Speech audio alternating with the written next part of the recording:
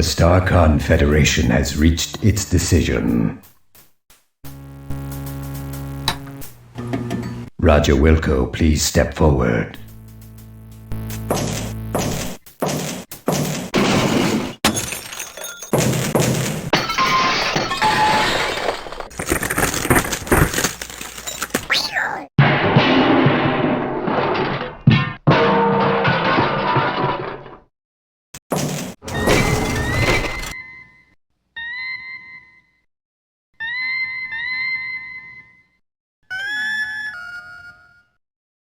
Roger Wilco, you have been judged guilty of the following crimes: abandoning your post, deviating from mission parameters, misuse of Starcon property, disintegrating a fellow officer, perpetrating a sequel without authorization, and consorting with a female of higher rank. Do you have anything to say for yourself before we pronounce sentence? Can't you guys take a joke? Do you have anything intelligent to say for yourself before we pronounce sentence? Nope. Very well. It is the opinion of this tribunal that as punishment for your crimes against the Starcon Federation, you are to be decommissioned. You are hereby stripped of the rank of captain. You are no longer an officer of the Starcon Federation.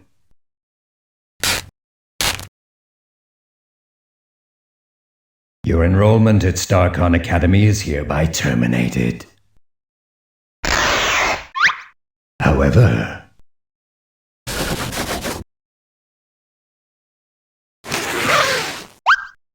due to your successful return of the SCS Eureka, your rescue of the Goliath's crew, and the fact that nobody gets rid of stubborn mildew stains and black heel marks as well as you do, we are returning you to your former post with Starcon Fleet. You are hereby ordered to resume your duties immediately as janitor second class on board the SCS Deep Ship 86.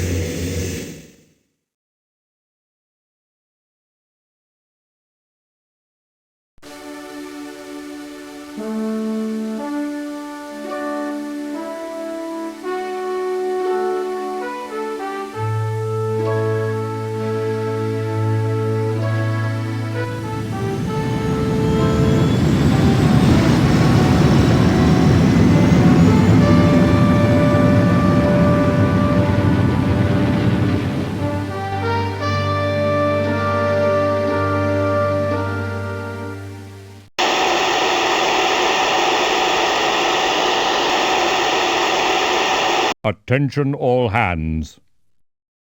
This is your commander speaking. I'd like to thank each and every one of you for your fine performance during our recent episode, A Stitch in Time Saves Gamma 9. So, thank you, thank you, thank you. Thank you. Thank you, thank you, thank you, thank you, thank you, thank you, thank you, thank you, thank you, thank you, thank you, thank you, thank you, thank you.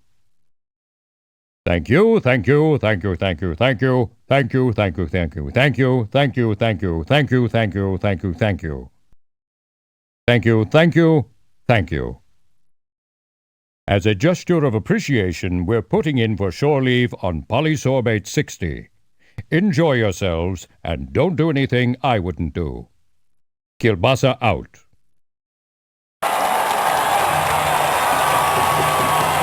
Meanwhile, in a deserted warehouse just outside the galaxy,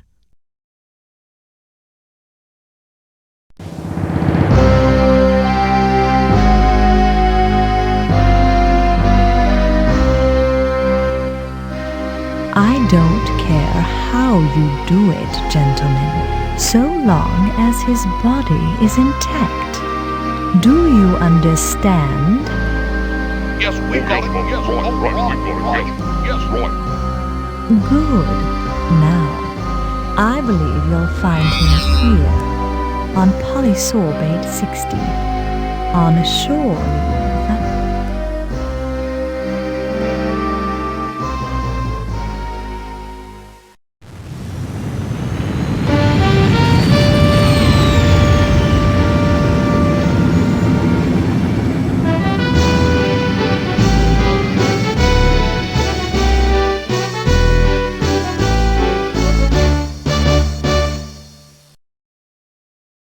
Okay, I'm ready. Energize!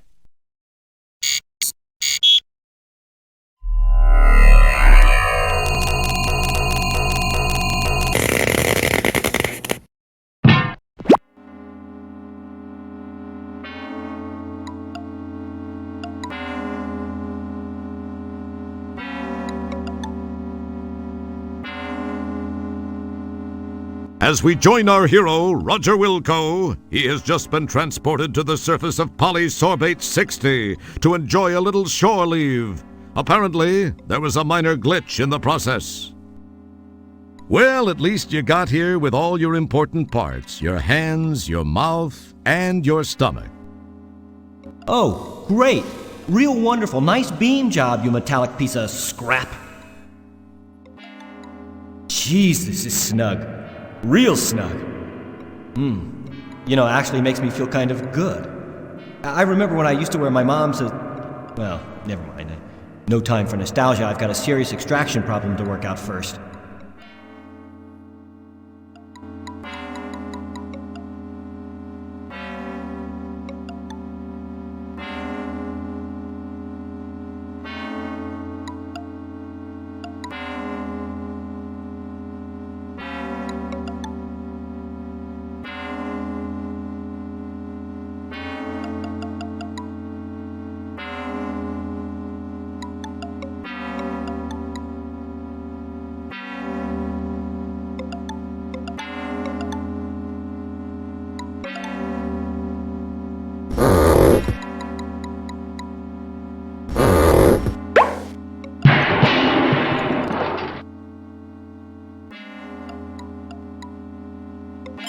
Thank you, my good man.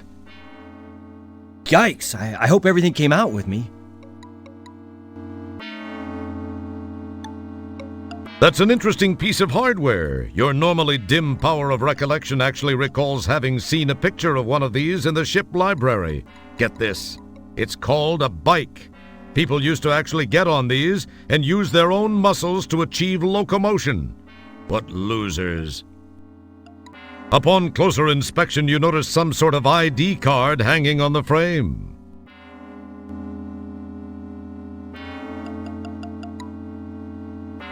Upon grabbing the ID card, you notice the picture on it is of a rather homely-looking alien type.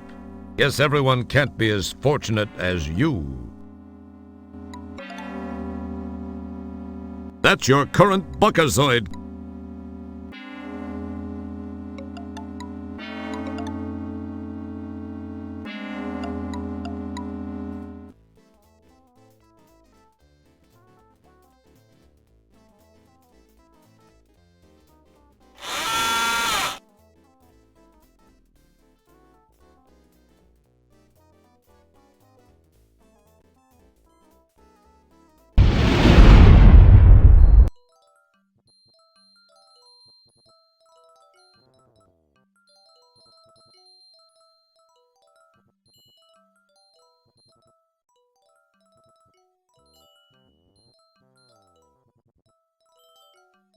So this is Stooge Fighter 3. Doesn't look so tough to me. Say, partner, care to indulge in a friendly game? By the way, the name's Jerkwad. What's your mama call you? A mistake. But my friends call me Roger. Roger Wilco. Well, it's darn fine to meet you, Roger. So, what do you say to a friendly little round of Stooge Fighter 3?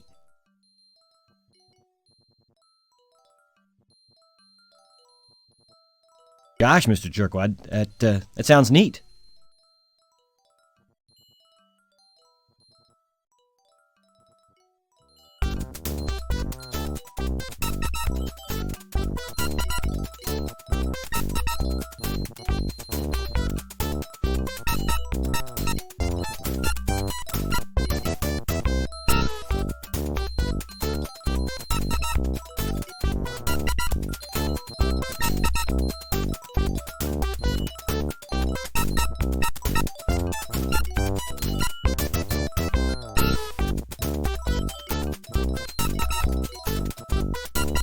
Let's get ready to rumble!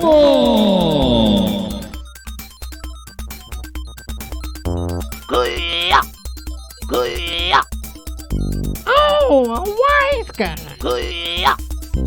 Oh, a wise guy. Oh, a wise guy. Oh, no. Oh, no. Oh, a wise guy.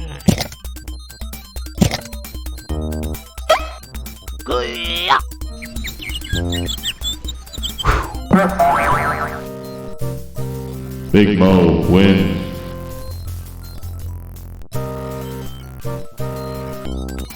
Rumble!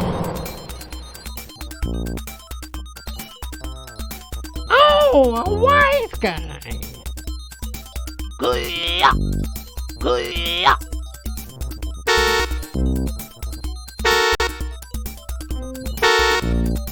Oh, no.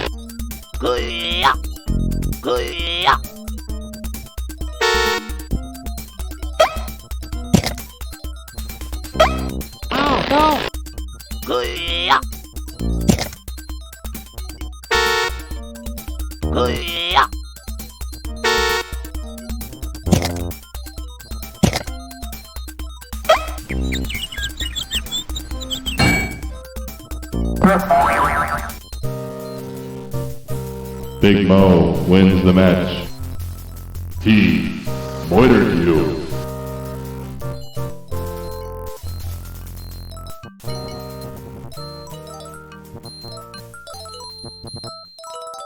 Wow, man. I guess I got real lucky. Or maybe you were holding back on me. Nah, you wouldn't do that, would you? You don't look that bright. I mean, that probably isn't your style. Wanna play again? Not now, thanks.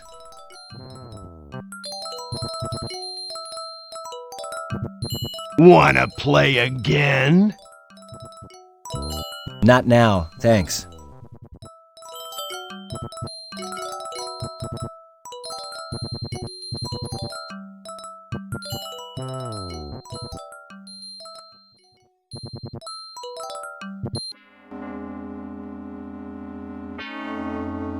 It's one of those new Kodak mobile photo booths. I heard they were beta testing those.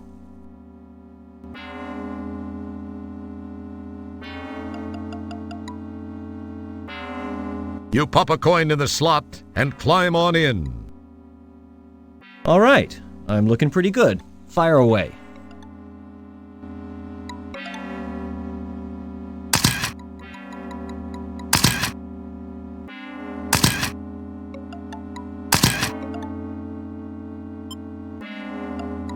There's got to be an optics problem with that machine. I look partially digested.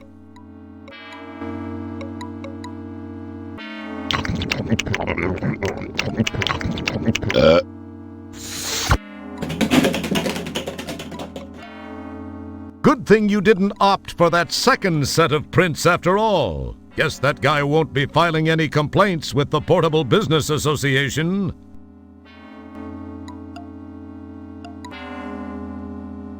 You quite cleverly paste your picture over the old one on the ID card.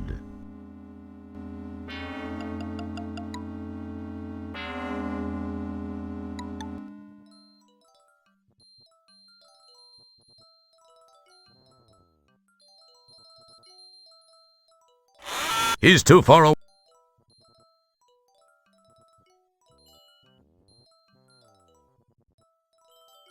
Hey!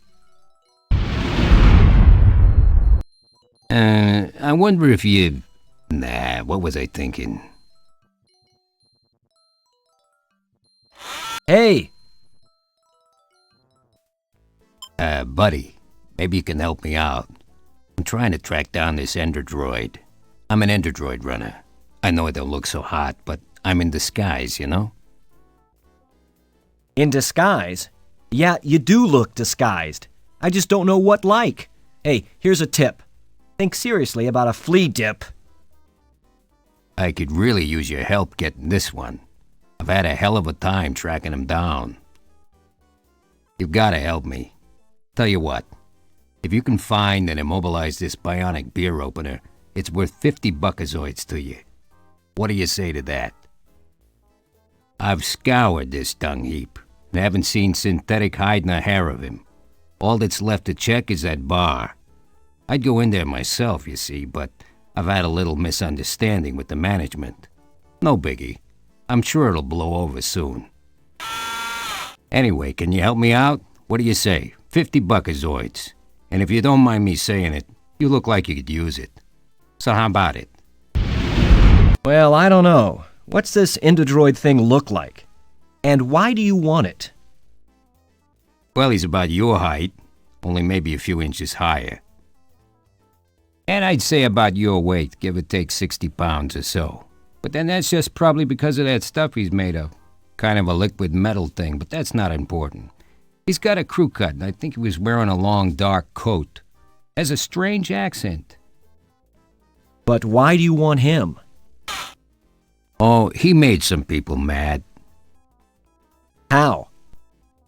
Oh, I guess he sort of jumped out of his program and kind of killed and or mangled a score or so of co-workers and, more importantly, management personnel. A big no-no. No big deal. I just gotta take him in for analysis and processing. It could help pull me out of my, unfortunate cash flow situation. And most importantly, it can mean 50 buckazoids for you. What do you say? Well, I could use the buckazoids. I'll see what I can do. Great. You won't regret it. You're gonna need this datacorder. It's been modified to only be sensitive to certain unique components like droidium, something only an endodroid would be composed of. This'll help you root him out. Good luck. Let me know when you've got him. Thanks. I gotta go check in with the home office. I'll check back out here a little later to see how you're coming along.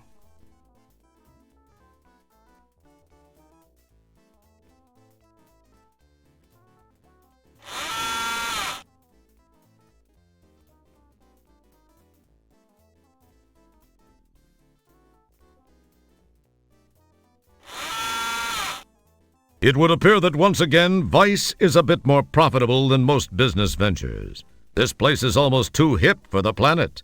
But then, that's no mean feat, given what a total heap this place appears to be.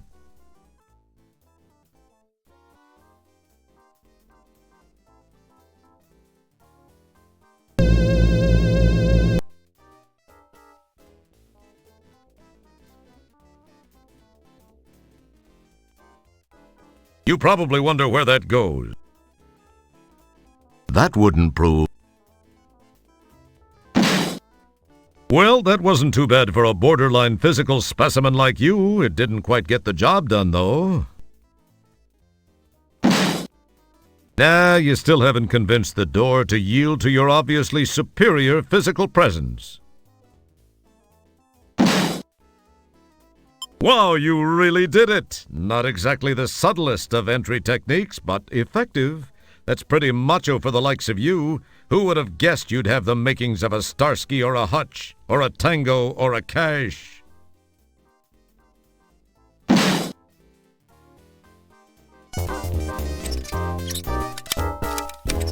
You go now and I don't rearrange your organs.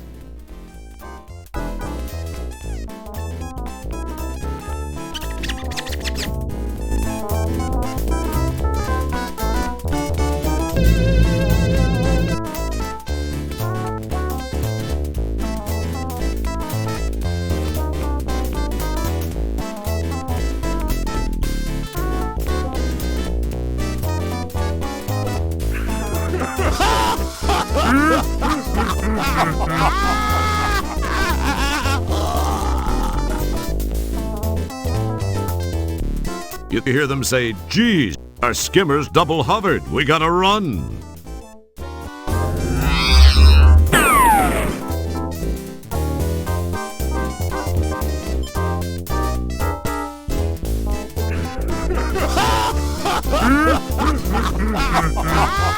The canister snaps neatly into the conduit opening.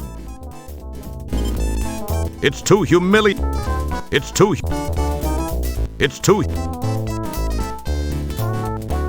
Several lengths of tubing lead.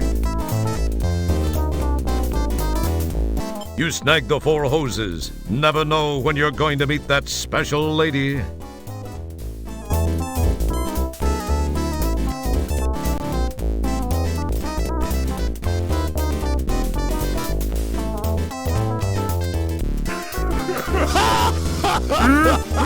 Hey, buddy, get your paws out of my tips or I'll liberate your favorite organ. I'll even let you choose. Or you can leave my tips alone and you won't have to worry about that decision. It's up to you.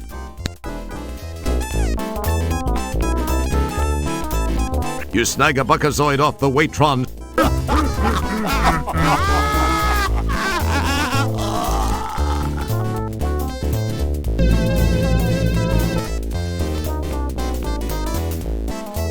Carefully untangle the twisted mass of hookah hoses and then rehook the hoses to create one long hose. It reminds you of Christmas time back home when you enjoyed untangling the Christmas lights and saying to yourself, I get so much satisfaction from cleaning and straightening.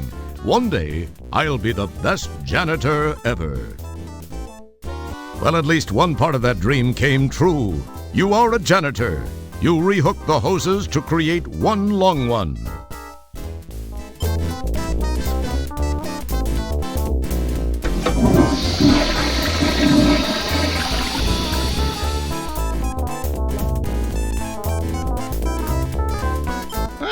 So you're with Polysorbate Security, huh? Yeah, what can I get for you, Chief? What have you got?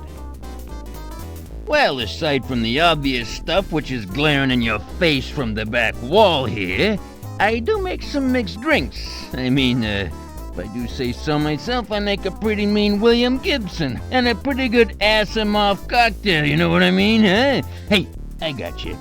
Try a fuzzy toe jam. They seem to be pretty popular with your particular species here. I got just the thing for you guys. It's something I don't even give the regulars here. What do you think, huh? Make me a double uvula spritzer. Twist a fleck rind, and I want it hacked and whipped, not like one of those shaken or stirred sissy drinks. Okay, coming right up, Chief. Listen, this'll take a couple of minutes, but feast your eyes on the making of it, all right? Oh, that's just fine. Take your time, my good man. There's a small valve on this conduit. The refrigeration unit blends well with the design scheme. Hey, when did you start knowing things like that?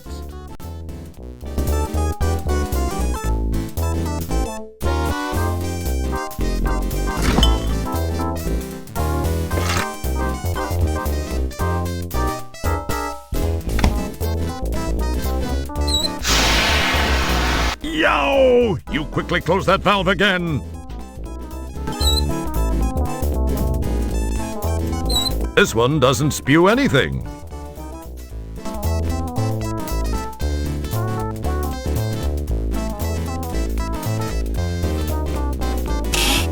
With a flick of your very supple wrist, you pull the conduit loose from below the valve. Oops!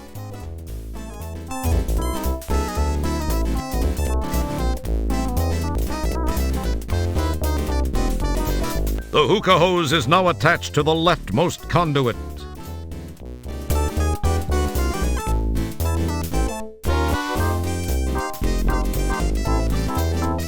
You complete the connection between the two conduits.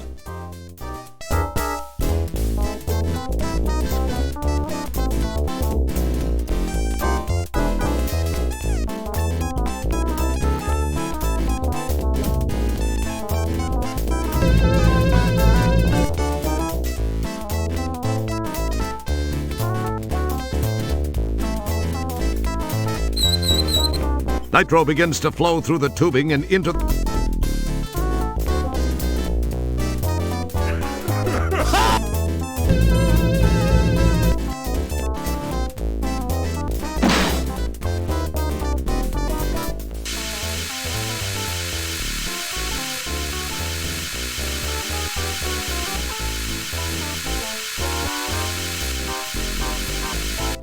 Frosta la Kista, baby. Wow, it worked! This dude's in a deep freeze. But now what are you going to do with him?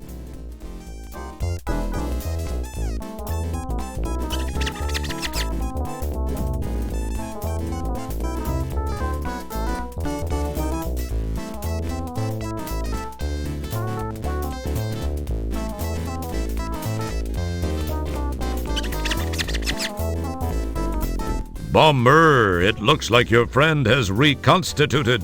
This could be a painful development. Yes, it looks like he's going to beat the... Yep, he sure did. Boy, that's gotta hurt. I'm not going to say he told you so, but he did. They won't do you any good. They're made to run off the... Oh, not real smart. This may just be your most humiliating moment ever, although it's hard to tell. There have been so many. Don't you just hate it when that happens?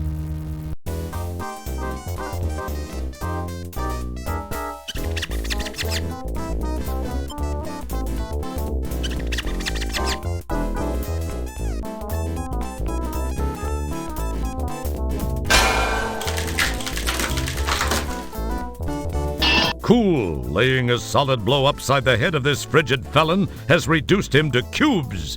Is not too hard to handle now.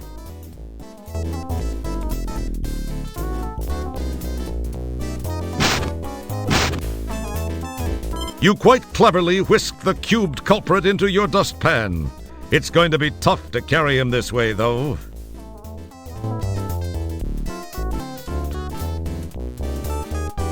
Very good. He'll be much more transportable this way. However, you'd better hope it doesn't thaw.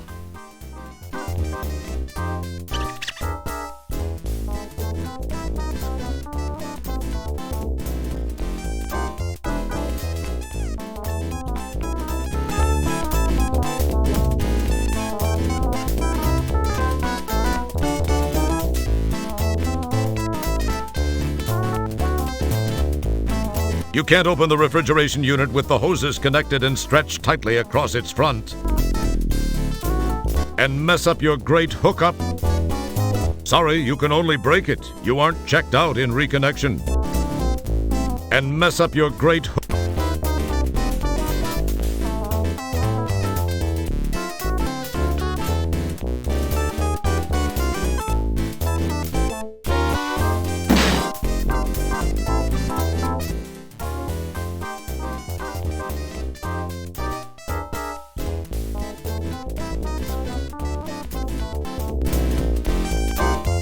Rat! It appears that the bartender disconnected your cleverly concocted hose link while you were gone.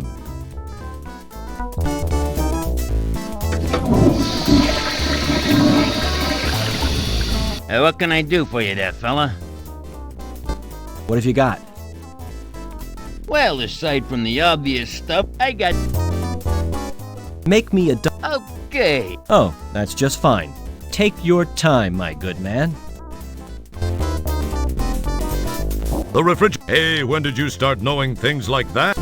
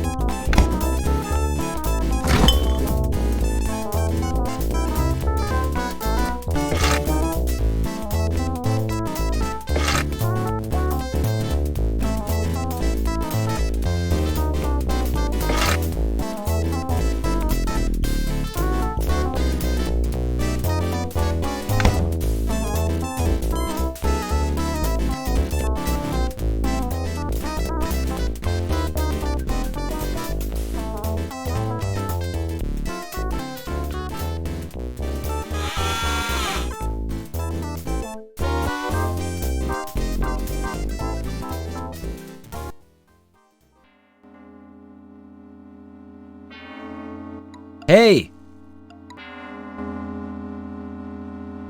Say, you look familiar. Didn't I kick your butt in a huge robot once? Oh yeah, that. I hope to forget that.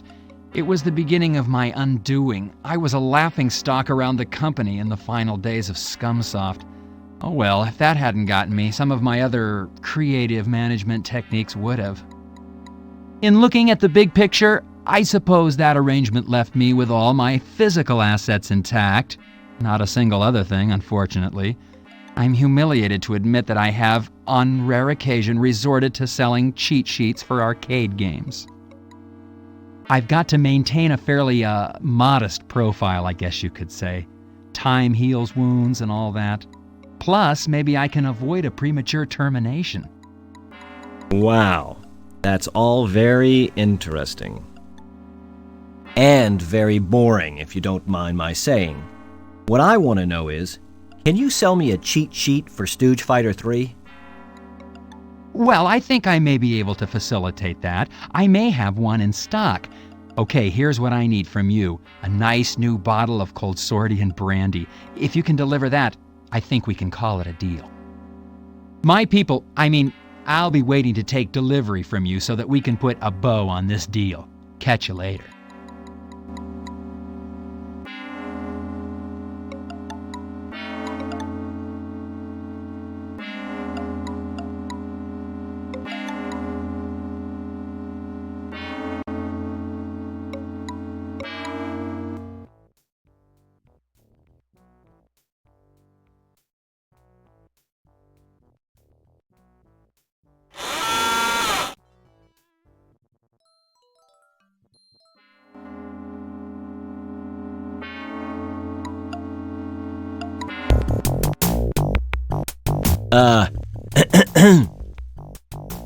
Howdy, stranger. The name's Blatz. Fester Blatz. Welcome to Implants and Stuff. Go ahead. Have a look around at some of the most interesting replacement body components this lovely planetoid has to offer.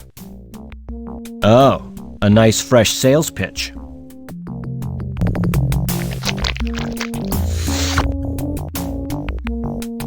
Go ahead and look around, partner. I'll be glad to answer any questions you might have about my fine line of merchandise. Yes, sirree, have a look. This one's labeled fresh. By the looks of things around here, fresh is a very relative term. Brain-dead products have been a staple of the home-built being hobbyist for decades now. They make a fine line of adapter plugs which allow for cross-species component swapping. Means you'll be able to pick up parts anywhere other beings exist. Nice deal, huh? They also make a pretty fine moddy. Get tired of what kind of mood your droid, or spouse for that matter, is in? Why, you just slap in one of those babies and bingo! You can modify them into a whole new attitude. Find a wife type who won't pay some big buckazoids for that. Too bad the sale of them is illegal. About all I do is trade for them. It's one of them loopholes, guess you could say. Kinda developed a hobby of collecting the suckers.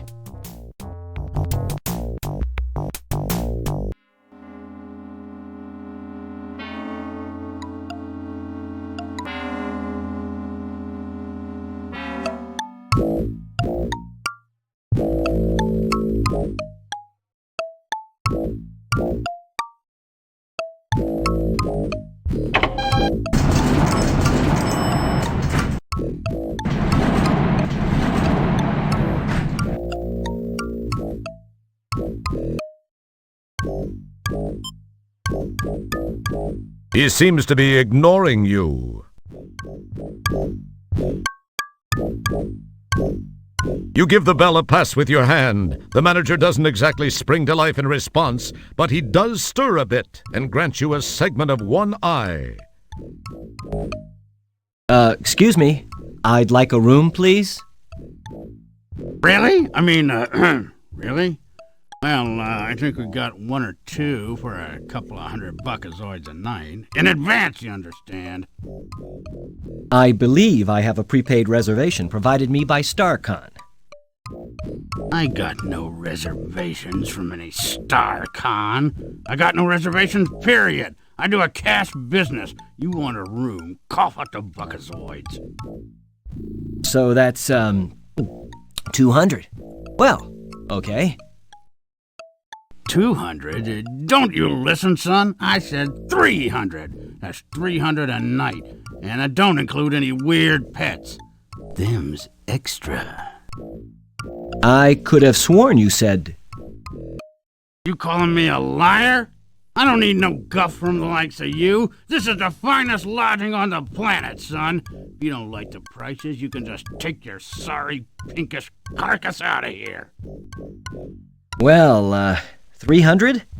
Okay, but give me your finest room then. The finest room? Yeah, right. You got it, buckaroo. Best in the house. Coming right up. Pay up, and we're in business.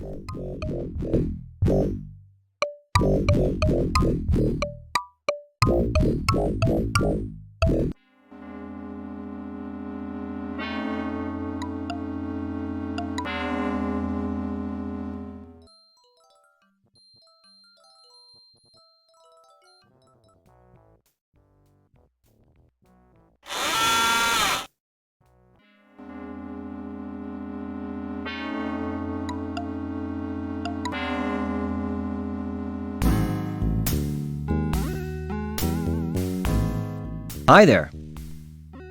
Howdy there, partner. The name's Paul Conshohocker. Yeah, it's my name. I'm the proprietor of this here establishment here. Now, anything I can sell you, why, you just let me know. But if you steal anything, I'll be forced to kind of kill you. Welcome. That, sounds fair. Pa keeps some of the more expensive stuff back here, like Jurassic Dark, Raymond E. Feisterbrow, and Samuel Douglas Adams. So, Pa, what's the stuff behind you? Oh, that, eh? Why, that there's the good stuff, sonny. I got some real fine stuff back here. Oh, yeah, I do. That's cold Saurian brandy. That's what that is. Best available in these parts here. Now, it's way out of your price range, I'm sure. It goes for 20 buckazoids per.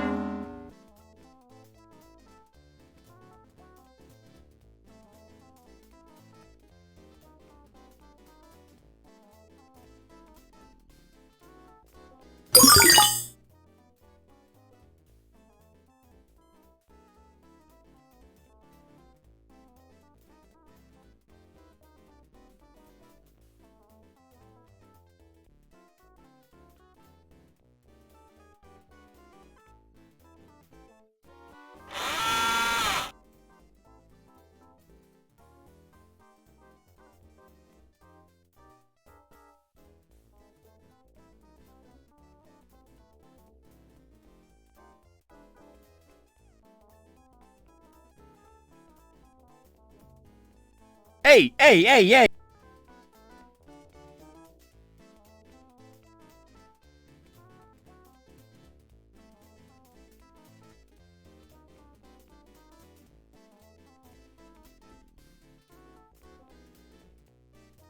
What can I do? What have you got? Well, Make me... Oh.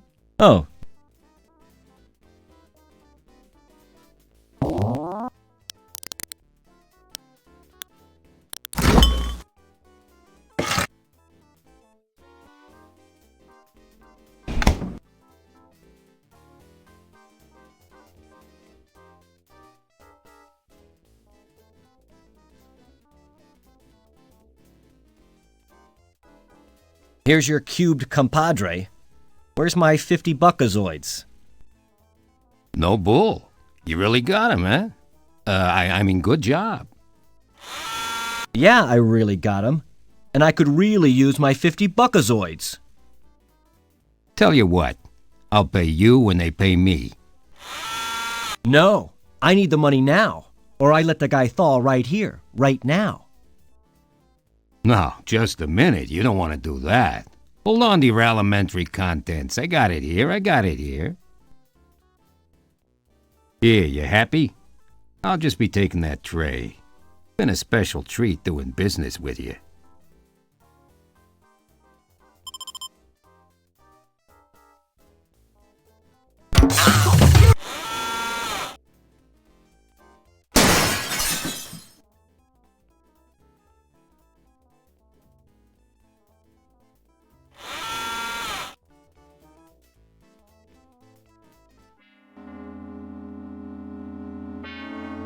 He's too far away.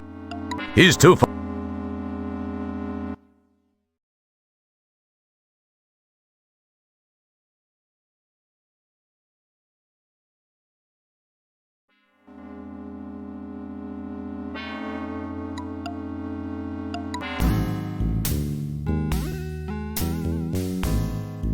I'd like a bottle of your cold Surian brandy, please. Well, so you're interested in the good stuff, eh? I'll just take that 20. Thank you. I haven't sold much of this stuff lately, except to some sorry-looking little pud. Oh, hey, that reminds me. He still owes me some money. Oh, I can't believe I fell for that scam. Oh, well, enjoy, sucker.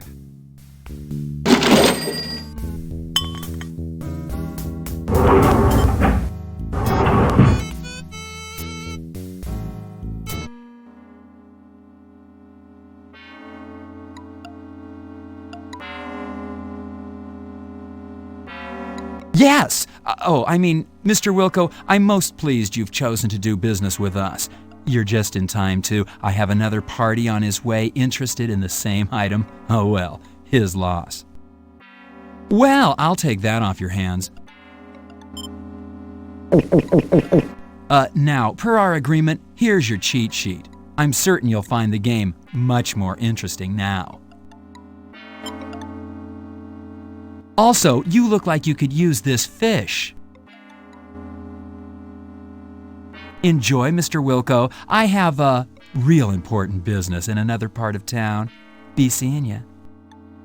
Oh, by the way, I'd appreciate if you'd not mention our meeting to anyone. Some of those purple-skulled old stockholders really hold a grudge, okay? Bye-bye.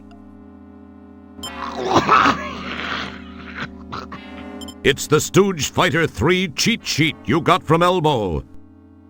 To guarantee a win, the cheat sheet says, when at the choice screen, press the machine's letter buttons in the following order: A, B, B, A, C, A, C, A. Then, be aggressive and attack as much as possible using your new secret weapon.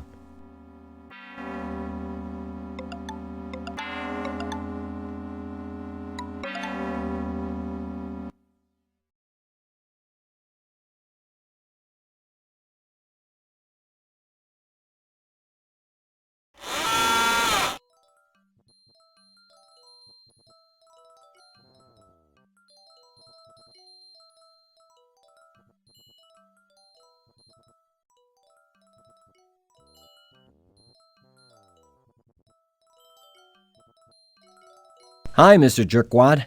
How about another game of Stooge Fighter? I'm feeling a little luckier this time. You know, kid, I'd really like to, but I need a little more of a challenge. Take a long walk off a short asteroid, okay? What's the matter? Afraid a measly little pencil-necked low-life janitor and general waste of human life is going to embarrass you in front of your friends? Well said. Hold on there, you little puke! I'm not afraid of some puny little zit on the butt of the universe! Jerkwad is a scaredy cat! Jerkwad is a scaredy cat! Alright, you little wad of spit, let's play. I'll waste you. Tell you what, let's make it interesting. If you win, I'll give you 300 buckazoids. However, if I win, you're mine to do with as I see fit. The deal?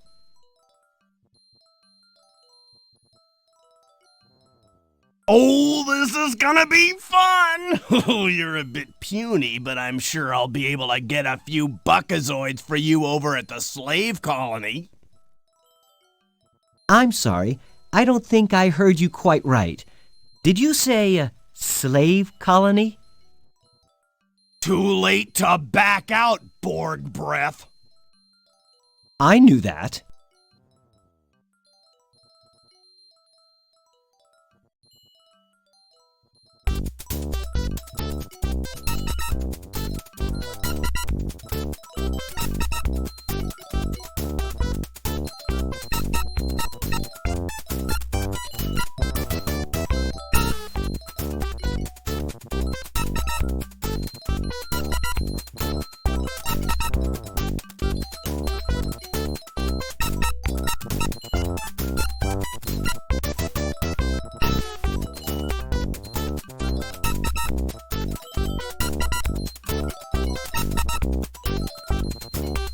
Let's get ready to rumble!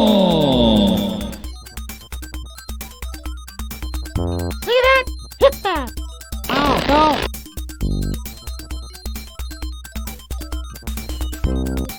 Oh, go! Oh, go! See that? Hit that! See that? Hit that!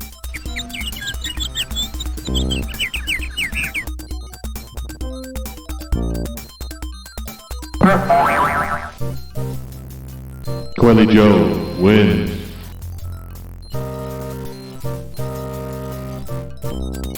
Rumble. See that? Hit that!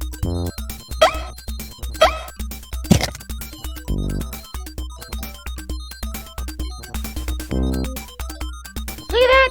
Hit that! See that? Hit that!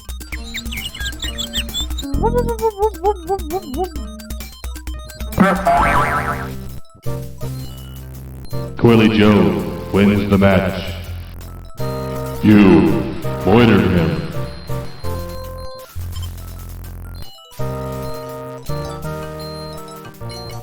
How lucky can a guy get? That was pure luck. Jeez. Where's my money?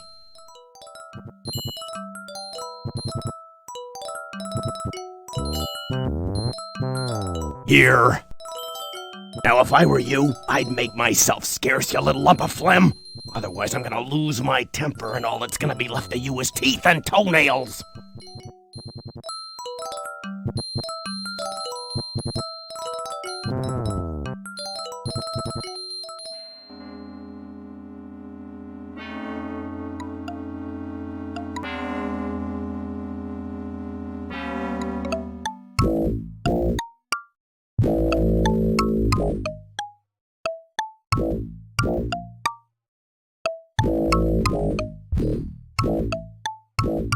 Okay, son, you just scribble your old Bill Shatner on the register screen and I'll get your key card. It's as fine a room as you'll find on this orb. You have a brief moment of what you think is cleverness. You decide to wittily sign the name Franzel Neekberm.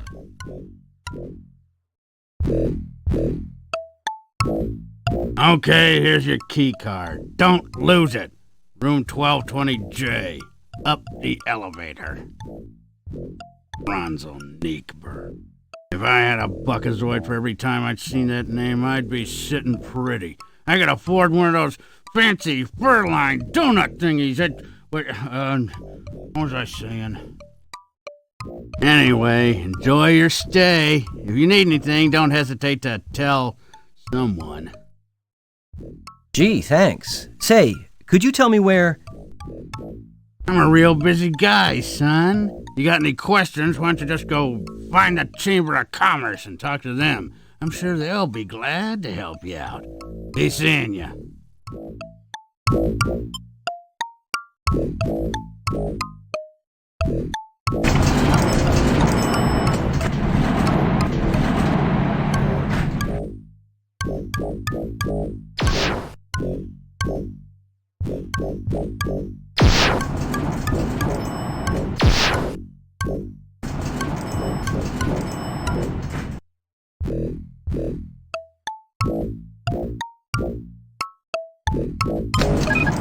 Just as you're about to insert the key card so you can go inside and check out your new digs, you notice those two goony-looking dudes from the lobby walking in your direction at a rather deliberate pace. Perhaps they're going to welcome you to the place or show you where the ice machine is.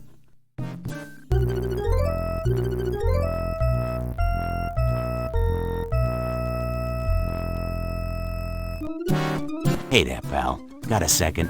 Me and my friend here was wondering something. Fire away. What did you want to know? Well, we was wondering if you'd have any objection to us pounding you senseless. Grab 'em and let's get moving. I gotta report in soon.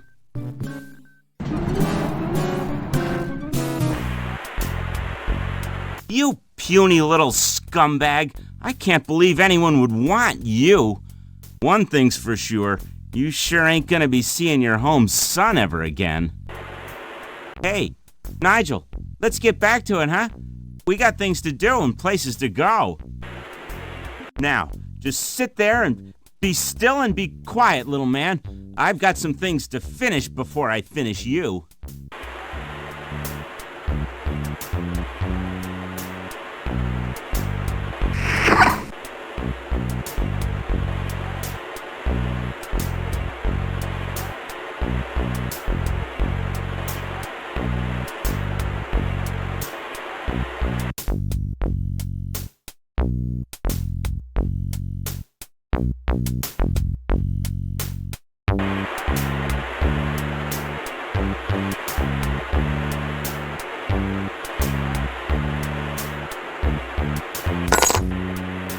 Hey, what the fu- I don't want to see you move another inch or I'm gonna slice you into nice little bite-sized pieces. Now, can it?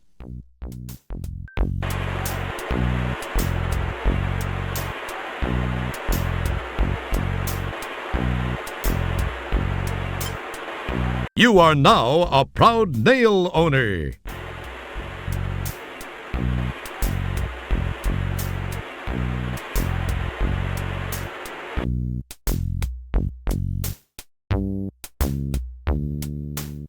Good thinking. The nail proves to be just what you needed to free yourself from those handcuffs.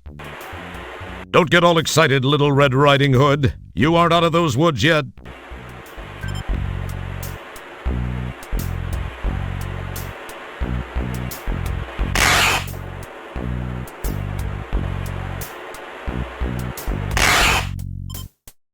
Don't even bother looking in your pockets. You are carrying nothing. Nada. Zip. Zero.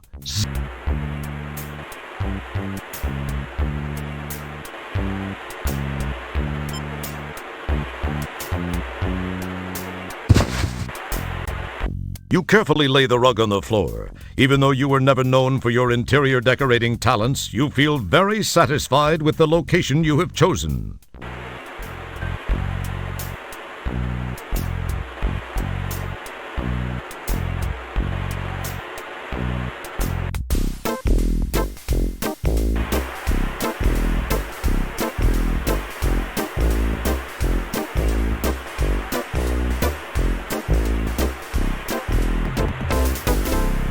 Your body is now carrying a nice static charge.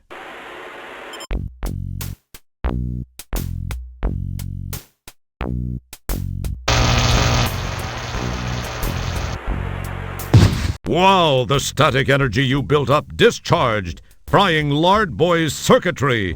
Did you actually think of that, or was it just luck?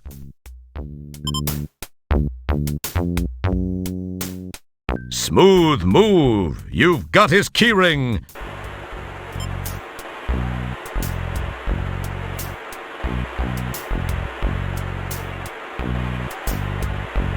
It's a burlesque Moddy. You don't see any way. You now possess the Moddy.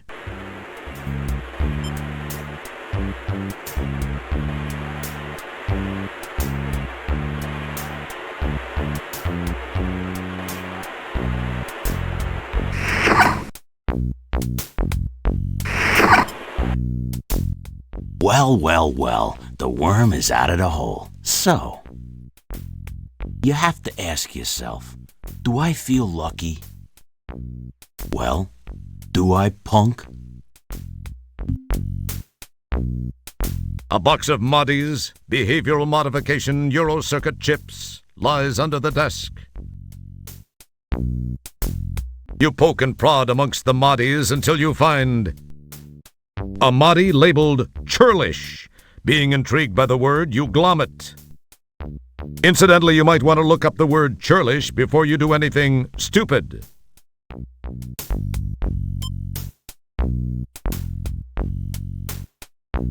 That label won't come off. The corner of the label in this MODI seems to be loose.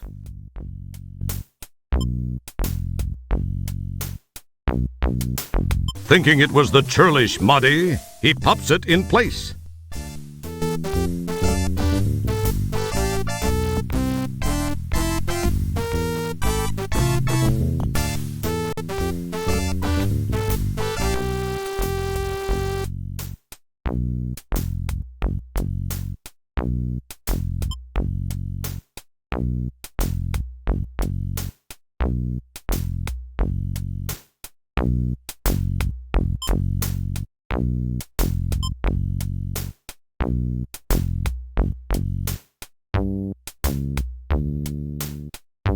It's the damping field actuator.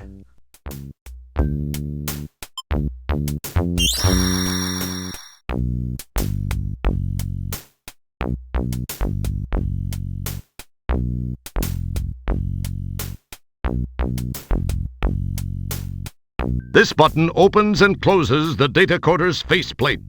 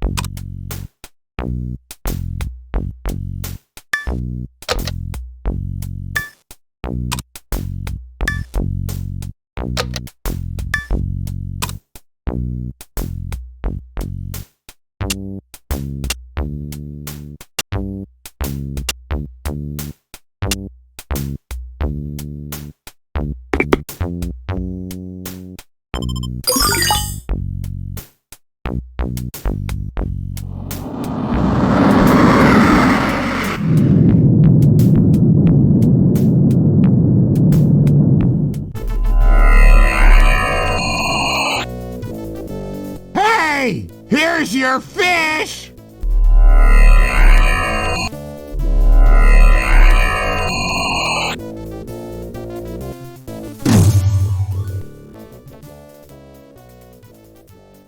Stellar, you picked up my homing signal. I can't believe I actually made it work. Now no one can say I spent a little bit too much free time in the bathroom with Popular Tektronix. Popular Tektronix, who are you trying to kid? I know what you were reading in there. What was that voice, Roger? I thought I heard something. Pay no attention, Stellar. It was probably just a mechanical flatulence from the ship. Anyway, we received a transmission from a nearby StarCon communications monitoring platform. They told us of some unusual signal originating from the area of polysorbate 60. We dialed it in, scanned the coordinates, and found you. So what are you doing in this sector, Stellar? I thought you were stationed on the SCS Heinz 57. I am. I had some leave accumulated and decided to take it. This is kind of embarrassing for me. I actually came to see you. I've been thinking about you a lot lately, and I was curious about what you'd been up to, so I decided to visit. And when I arrived here, I found you had just left for shore leave on polysorbate. I decided to follow you down and try and catch up with you. When I got to that dump of an inn and found you'd been kidnapped by those thugs, I searched around, but could find no trace of where they'd taken you. That certainly is a strange place. I decided to beam back up to the deep ship and try to locate you through your transport communicator signal. When I'd returned, I found you'd left it up here on the ship. I didn't know what to do then until that call came through from the StarCon installation. You're a lucky man, Wilco. Yeah. I guess I am. If you hadn't gotten there when you did, I'd probably be a victim of some serious cement poisoning after those geeks chucked me off that balcony. Terrace. What? Well, actually, it was a terrace. Whatever. Thanks, Stellar. I sure owe you a big one. I'd sure like to collect that sometime. But let's talk about you and me. Perhaps I could take you to dinner sometime soon. I'd like that, Stellar. I'd like that a lot. The thing is that I kind of have a relationship with another, and I wouldn't feel very comfortable about that. I mean, it wouldn't be fair to her. You understand? Not to mention the fact I'd be wearing my sphincter for a necklace if Beatrice ever found out. I hope you do understand, Stellar. I like you. I think I even more than like you. I don't know where I got this inordinate sense of loyalty toward Beatrice. I believe the word that explains that is fear. Pound sand, pal. Please know that were the situation any different, I'd be making that date with you right now. Oh, I see. Friends, co-workers, buddies. That's all this is gonna be. I guess I knew it somewhere inside. I just didn't want to believe it. I guess I admire your trueness of heart, however misplaced, but I feel much more inclined to damn you for it. I know that's selfish, but it's how I feel. I must admit it shows something more about you, more depth of character than I gave you credit for, Wilco. Well, I'm patient if you ever have a change of heart. Well, Roger, we should see what we can find out about those subhuman walking dumpsters that had such a keen interest in you. I don't suppose you heard their names. No, but I did get this neat personal grooming assistant. It needs a little cleaning, but... That's great, Roger. Don't clean it, though. Take it to the sick bay. There's a DNA analyzer there. We can scan the contents and perhaps use the results to get some names and information about these guys. Good thinking, Stellar. I probably would have thought of it, eventually. Yeah, I'm sure you would have, Roger. Look, I've got to go to sick bay and get some treatment for my back after that not-so-graceful rescue. Oh, yeah, that. Sorry. Well, I'll see you there.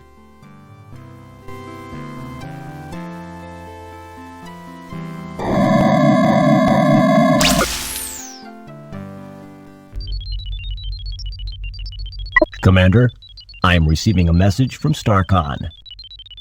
Computer on screen. Hello, Commander Kilbasa. I have a new directive for Deep Ship 86. This is actually a special request from me, Commander. As you may know, I served with Admiral Bluntfang during the Fallopian campaign. Admiral Bluntfang's widow is involved in building an off-world retirement community. They are almost finished, but have requested assistance from Deep Ship 86. Commander, please extend her every courtesy. You know, if things go well, this would not look too bad in your personnel file. I will let Sharpay, the Admiral's widow, explain further. Hello, Commander Kilbasa. As Admiral Toolman mentioned, we have almost completed our project here, but could use StarCon assistance. To be honest, Commander, I pulled a few strings, but this is an important mission, I assure you. Since you are scheduled to be present for the dedication of the Golden Light Year's retirement center anyway, I hoped you might alter your travel plans to accommodate an earlier arrival.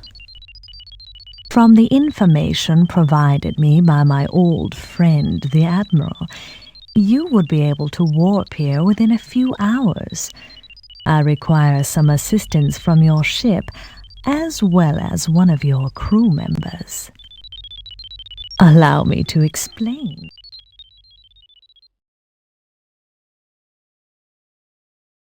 Meanwhile, back in sickbay.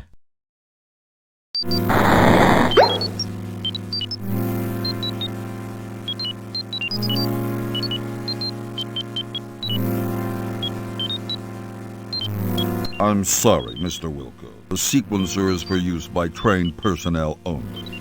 Obviously, you don't fit that description. I'm afraid I can't allow you to use it.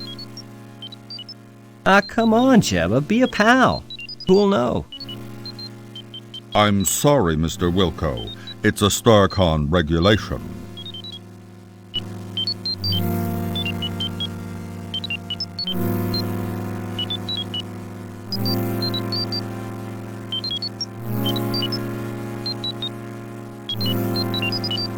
Jeez, Jebba, who's gonna know? Let me try this one thing. I'll be out of your way. No one will find out. I don't know, Mr. Wilco. I'm not one to break regulations.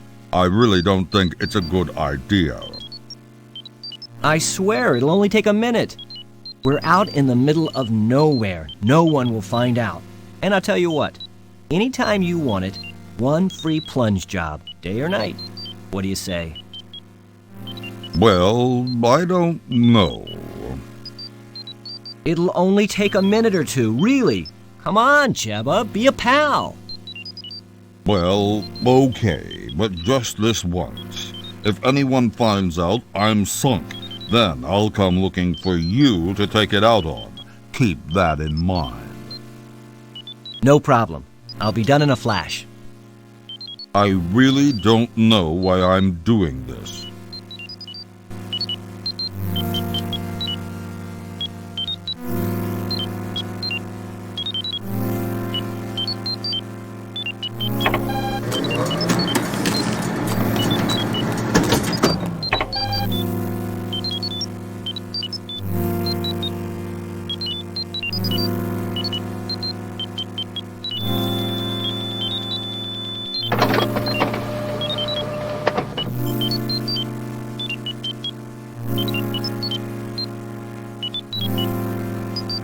This is the program card you got from sickbay.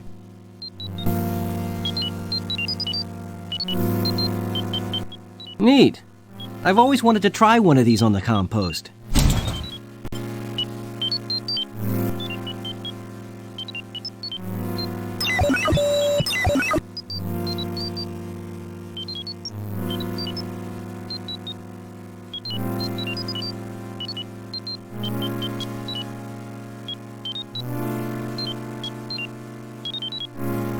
Oh, hi, Stellar.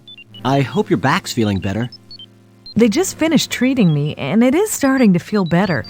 However, I was told to lay off rescuing people for a while, especially you. So, did you have any luck? I got some information from the sample I ran through the DNA sequencer. When I tried it, all I got was a name. All it said after that was that the file is closed. I wonder why that is. I don't know for sure, Roger, but it seems a bit suspicious. When a file is marked like that, there's usually a very good reason. Most frequently, it indicates the file is closed for intelligence purposes, or it's legally sealed by some judicial body. In the case of those tubs of guts that grabbed you, I'd have to say it's not a government agency directly behind it. It sounds more like someone with access from the outside to a friend or two inside. A more paranoid person might say this smells way wrong. Then again, when did you last change your socks? If the files are sealed, then we have nothing to go on. True. The only thing I can think of is that they may be accessible by jacking into cyberspace. I've never done it, but I know it can be done. So I guess this means you won't be trying it first. I'd love to try it, but I can't since we don't know how. Well, actually, I read it can be done with the help of a CyberJack and headset and a Cyberspace Jack interface module. The article said there are several things to access out there and that there's a vast library of files to browse. It said that the Information Superhighway project is a little behind schedule, but that there are some operative areas. Other than that, I don't have a clue as to how we can gain any information about them. So you think this cyberspace thing could work? Well, I can only tell you what I've read. Navigating it takes a little patience, but I think it's the only option you have. I don't know if you'll locate a CyberJack and headset. Because of the delays in the project, they've become more like collector's items than marketable, functionable products. We do have CyberJack modules built into the compost. That's true. Of course, we won't know anyway without the jack. That bites. I wonder where we could find one of those. I wish I knew, Roger. There must be some place. Attention! We are now orbiting the Delta Berxalon 5 colony as requested by StarCon. Most of you know your assignments as they have been broadcast to your composts. Please represent StarCon properly. Kilbasa, out. You better get moving since you don't know yet what your assignment is. I have some checking around to do. We'll talk later. Thanks, Stellar. I'll see you soon. Maybe we can work in that dinner.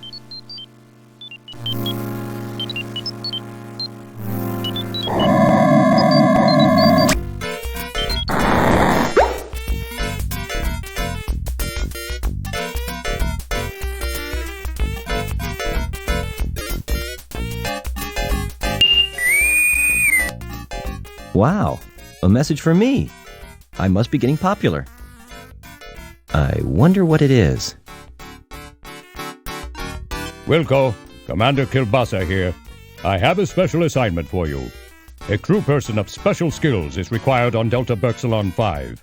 In the spirit of StarCon cooperation, we have decided to offer them your assistance. Transport there immediately. Kilbasa out.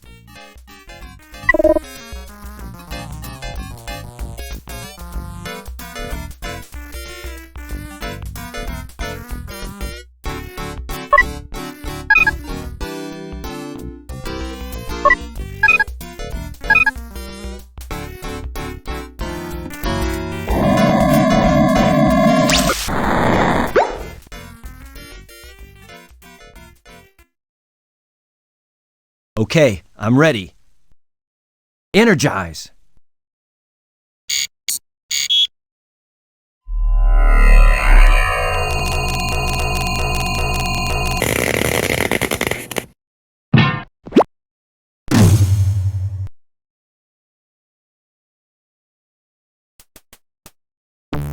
Commander Kilbasa and that other guy look like they're just finishing up a conversation. Janitor Wilco, Dr. Bellows and I were just talking about you.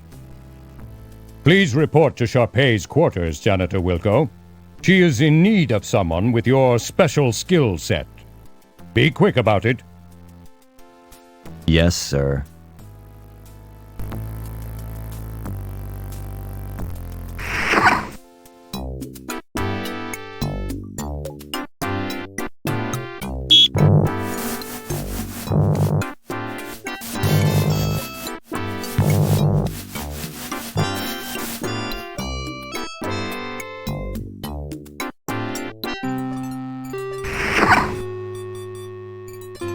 Janitor second class, Roger Wilco, reporting as ordered, ma'am.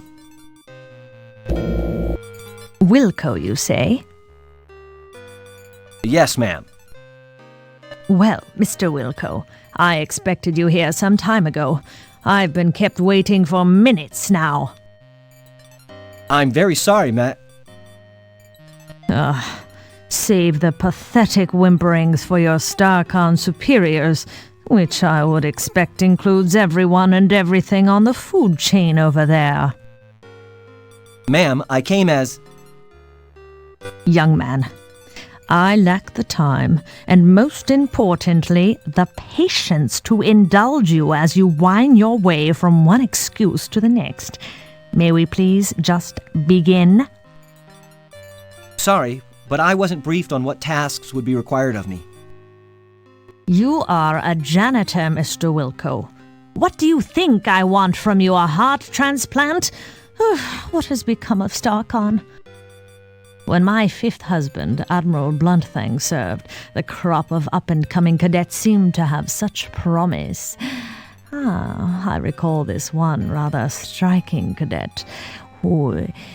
Oh, well, never mind that. But you... I pray you do not typify what might be slithering down the halls of our formerly prestigious academy. That is one thing I do not look forward to witnessing. Get to work, Mr. Wilco. You'll find a mop and a bucket right over there. I have no time to devote to your education. That would take a lifetime, and the most copious amount of patience a universe could muster. My life is soon to expire. Please, just clean. I must rest now. Like you need another.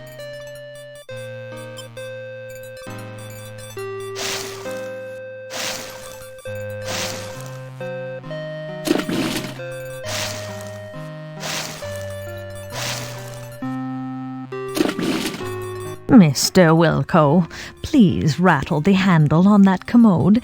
It is positively maddening. You got it, right away, ma'am. Whatever I can do. Please do it, and quietly. I must have my rest.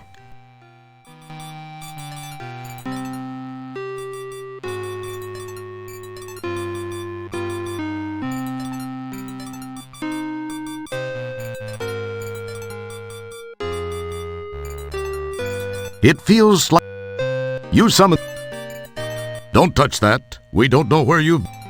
It wouldn't be. That wouldn't. Don't even. It feels like.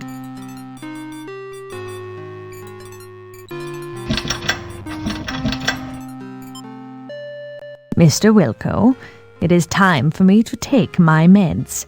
Please fetch my trisonic sortium from the medicine cabinet. Yes, ma'am. Maybe I can get this old hag to overdose. What was that, janitor? Nothing, ma'am. I'll get those for you right away.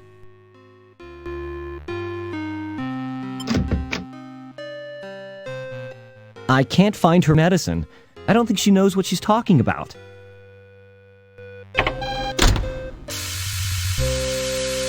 Hey, what the... While we await a fully formed thought from Roger, it should be mentioned that there seems to be some sort of gas entering the room through the left vent. Hey, there seems to be some sort of gas entering the room through the left vent. I seem to be in a world of deep... Ah, jeez, the door!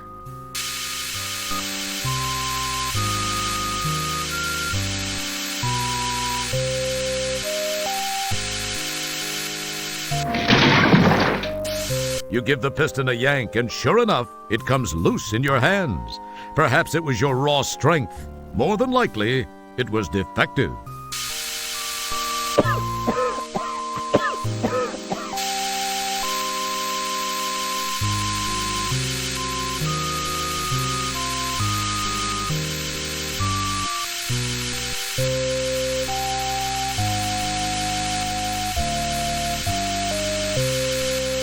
Good thinking! Wedged in the door, the manual override control causes the piston to strain against the door. It pushes a few inches and seems to strain at that point.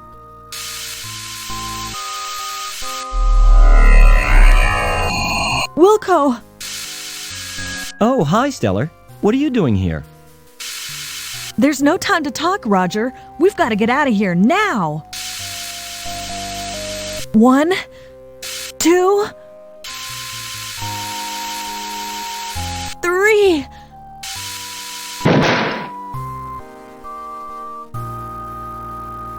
Just as you crash to the floor of the turbo shaft, The hydro-riser piston gives way, and the door slams shut, with Stellar still trapped inside.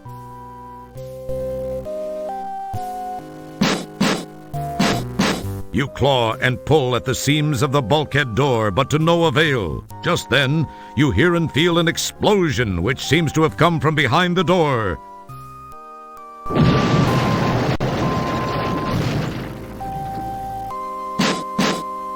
The door is sealed tight. You can hear no other noise after the ear ringing from the blast subsides. My God! I can't believe this! It can't be happening! She was... I was... Stella!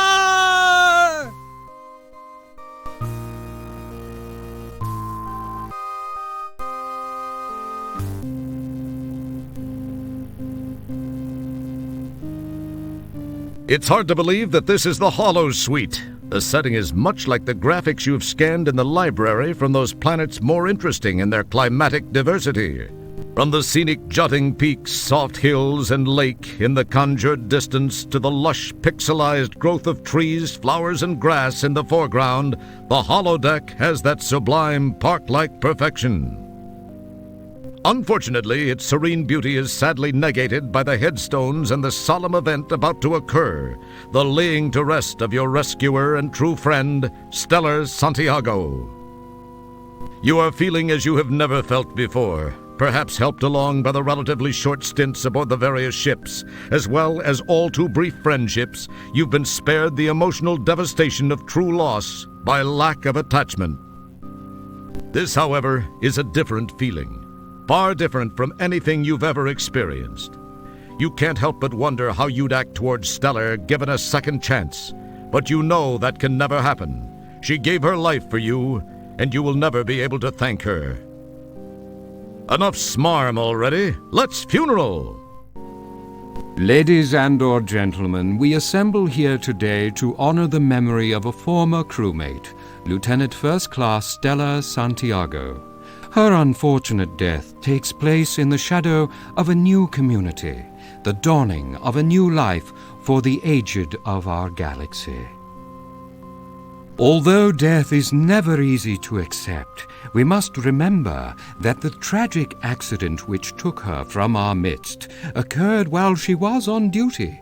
If a member of StarCon must perish for some reason, there is no more honorable way. It is part of the oath we recite and take to heart when we pledge our allegiance. I believe her friend, Janitor Second Class Roger Wilco, has a few words he'd like to say. Mr. Wilco?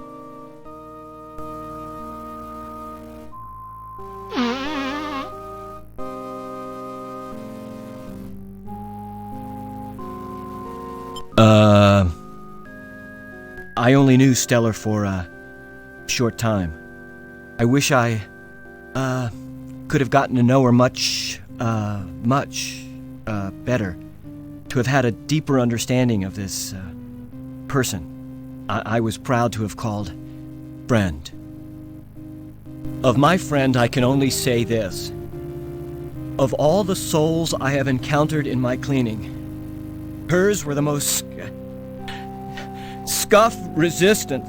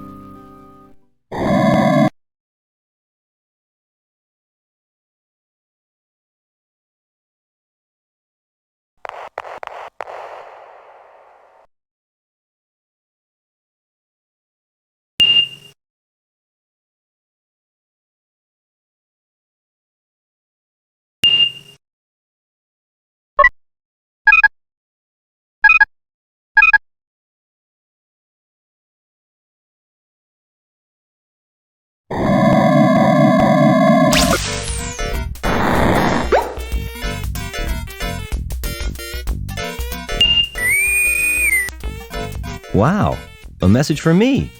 I must be getting popular. I wonder what it is. Roger, help me. I only have a moment. They faked. Stellar, what happened? The picture's gone. You're alive?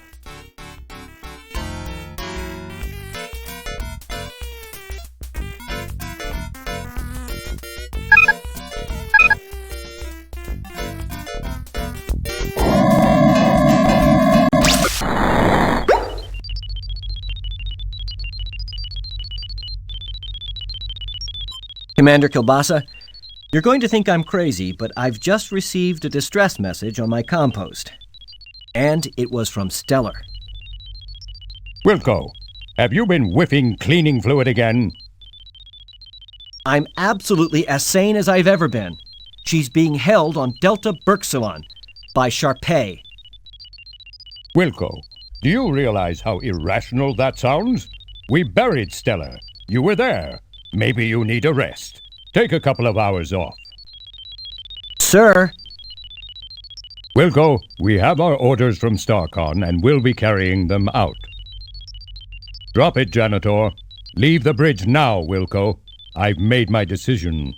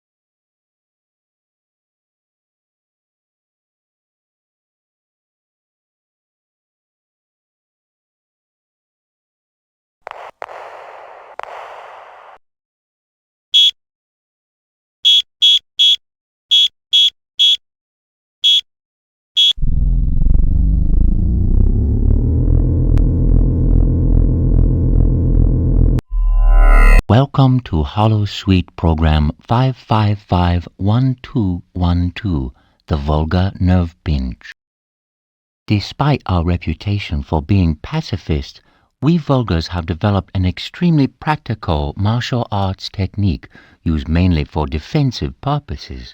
It is called the Volga Nerve Pinch.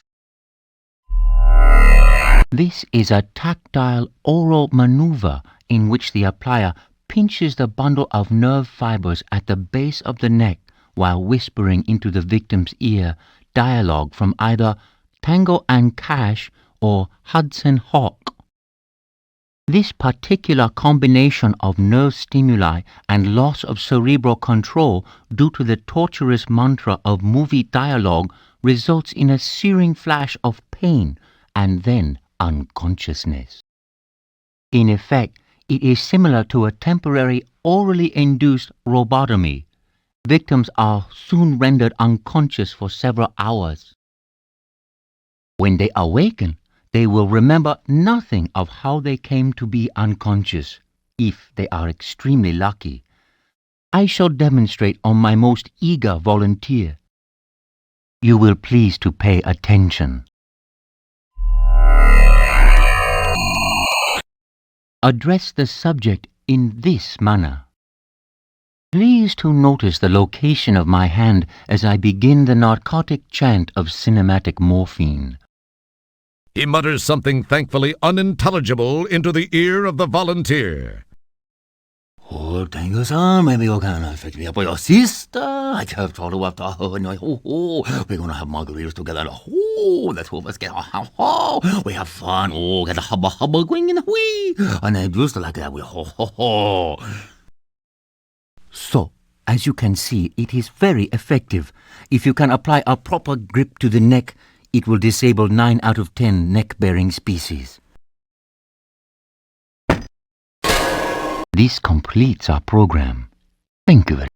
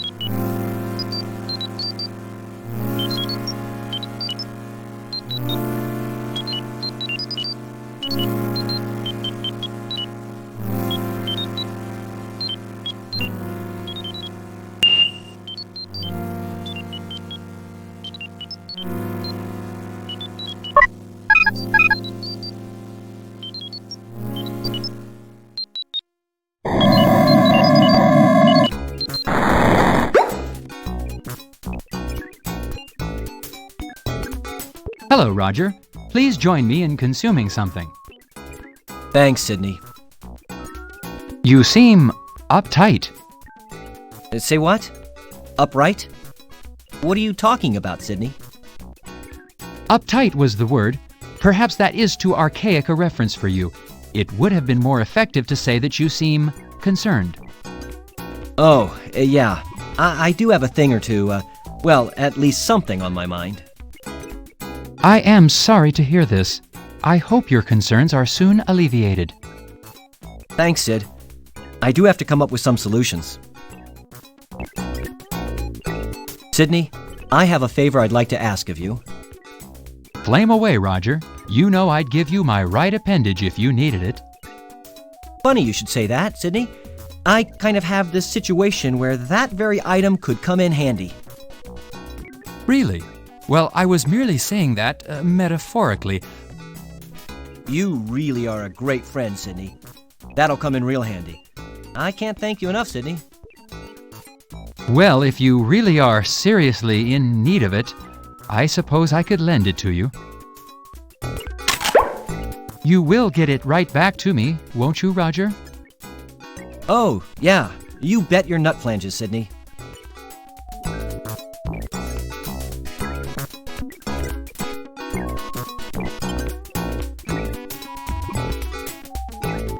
Sydney, I kind of need another favor.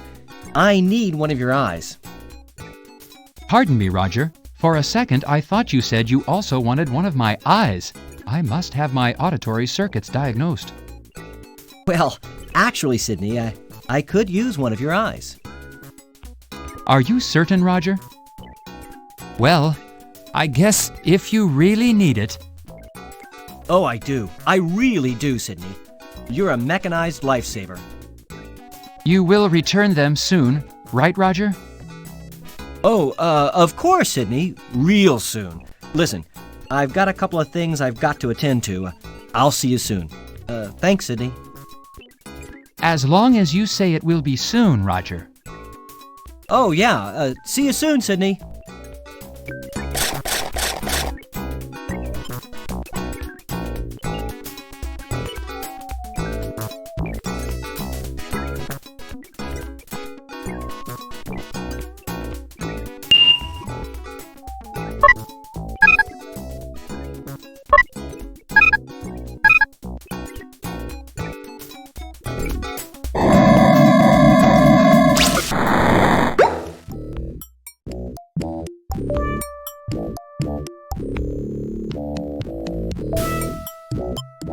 Ooh, boy, I got you with my fingers in your Kurt Russell. Now you can't get away. I got you now that you've got a...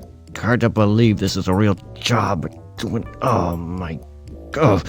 So how come you're not going down? I got you with your mumble-jumbo and your hubba-chubba. Ooh, boy, if I only could, I would. Jeez, why don't you step outside, pal? I got you with this, and I think I broke a fingernail here.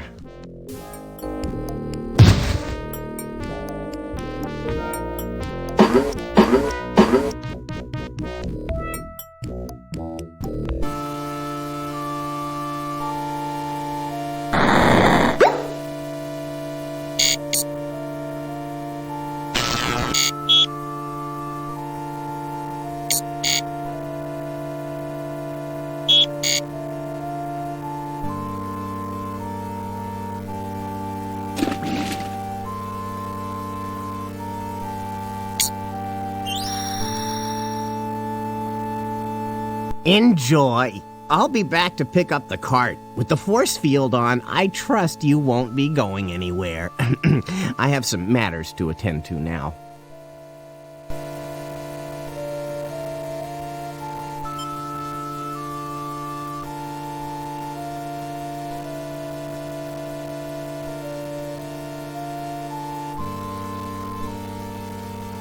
Now it has some cool ears. The rack of a rat adds a nice touch. An interesting idea. Something's starting to take shape. What are you up to, Roger? Nothing happened. Nothing.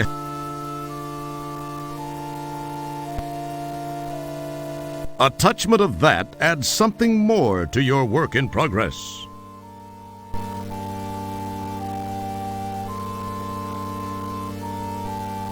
Something you poke.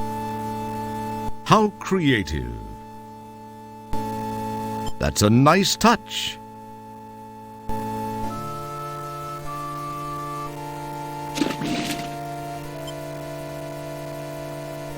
Not now. Dorf is looking. Oh, I see you have a visitor. I'll leave you two alone, but you know the rules. 10 more minutes and they have to leave. Yikes, it's a good thing Dorf's so vain about wearing his prescribed much thicker glasses. That was too close. I nearly dampened an undergarment.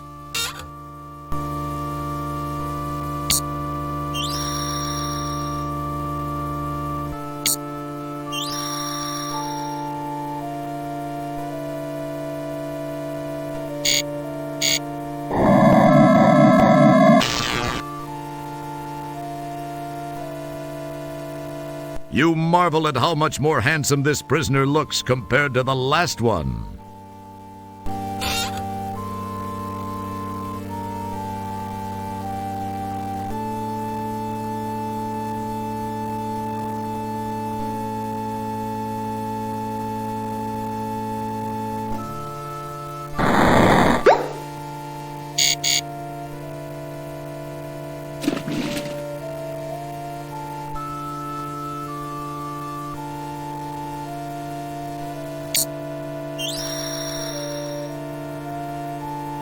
You are very fortunate to not be a prisoner on one of those Cervic cruisers. They'd have you eating your... Oh, heck, never mind. You don't need to hear that right before you eat, that's for sure. Ooh, I do go on a little.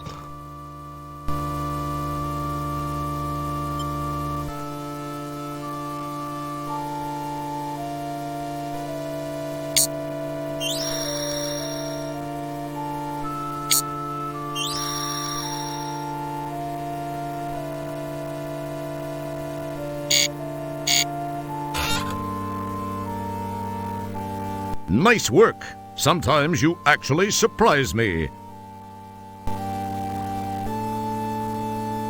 You don't need 2 donuts. Good thinking.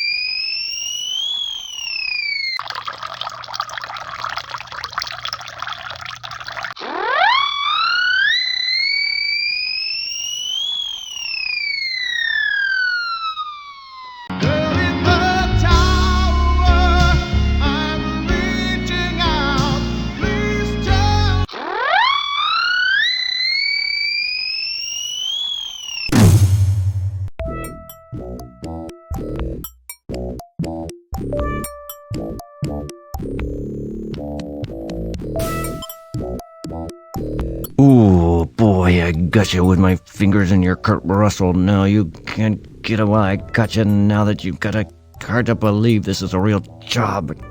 Oh my God.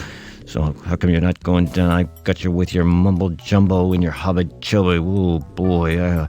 If I only could, I would. Jeez, why don't you step outside, pal? I got you with this, and I think I broke a fingernail here.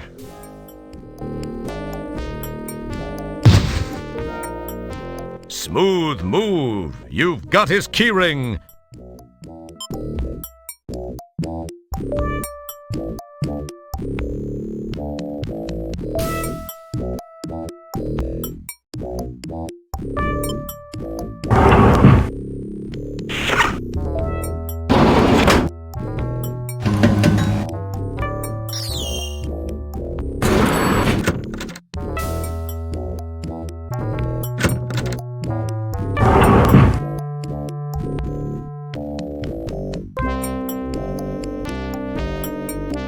It would appear that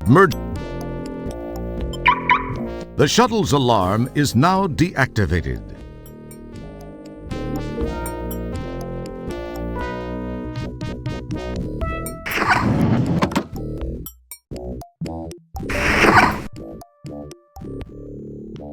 It's a recall notice.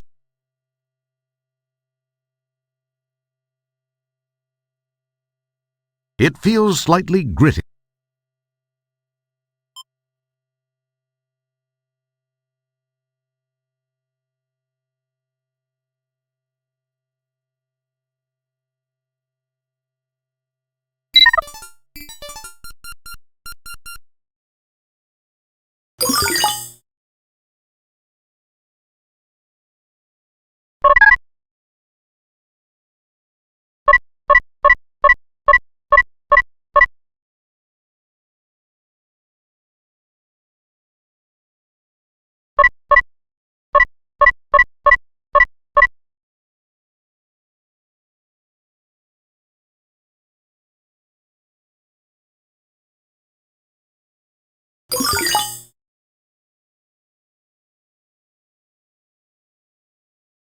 Let's see if this sucker works.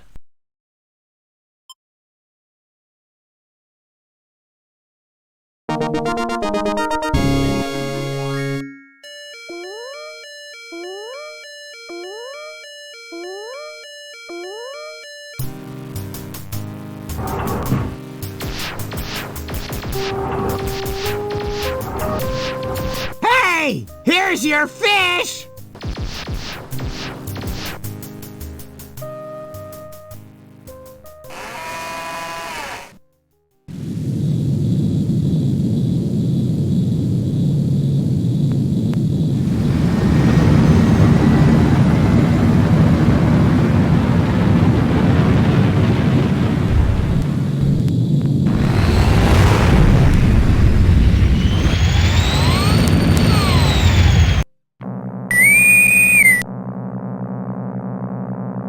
Janitor Wilco, what are you doing? You have no authorization to take that shuttle. To make matters worse, you have launched into the middle of a super double reverse anti-anomaly. You will turn that ship around immediately and head back to the shuttle bay. Do you understand, Wilco? Bite me, Commander. What was that last transmission, Wilco? We're having a little problem with the signal, sir. I mean, with all due respect, sir, I did plead with you not to leave Stellar behind. Sir, I sense that something's just not right with that community. I don't believe Stellar is dead, and I just can't leave her there. I'm going to do this, sir, regardless of the consequences. Stellar saved my life not once, but twice. I owe her. Well, that was her own stupid mistake.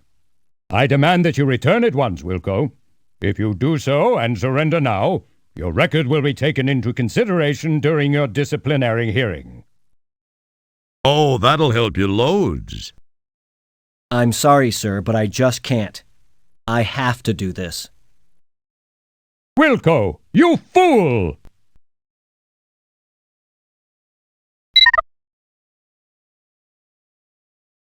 Just then, the shuttle is sucked into the anti-anomaly. Communication with the deep ship has been disrupted.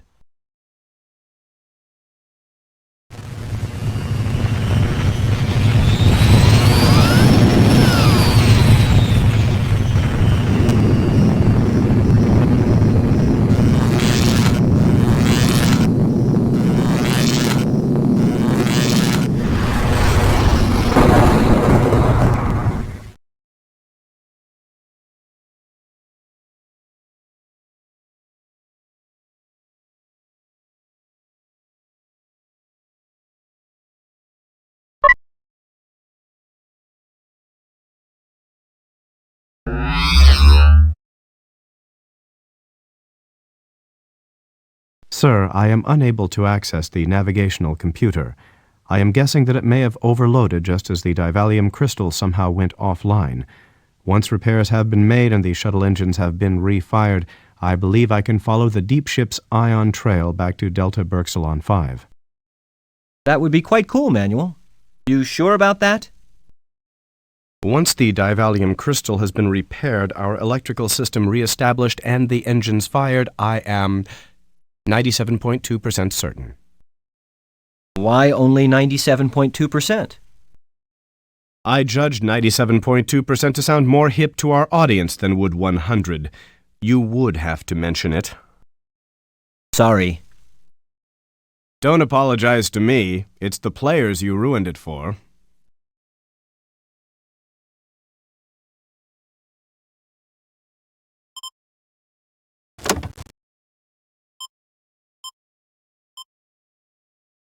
Don't pick at it.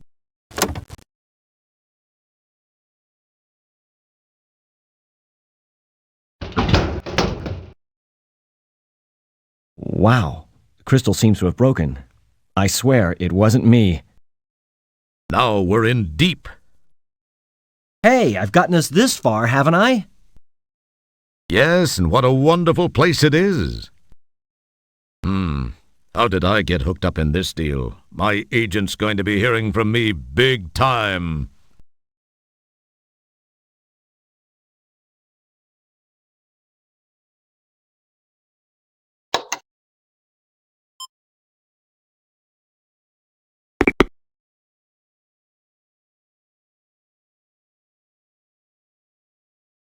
You pour glue all over the crystal. It feels nice.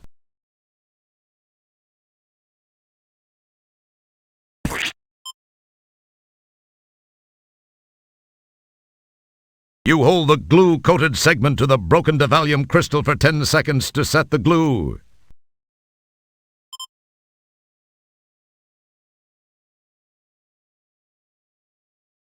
What may I do for you, sir?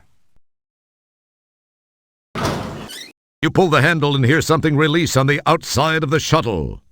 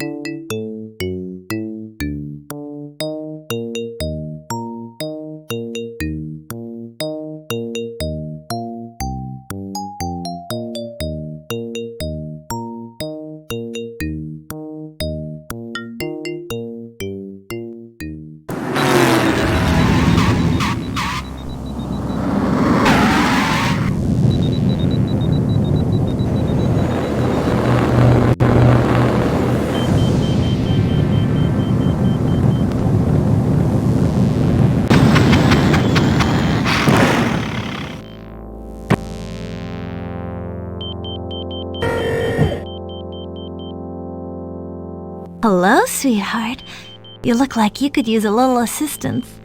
Is there anything I can do? Well, yes, there is. Thanks for stopping. Well, you just name it, I guess.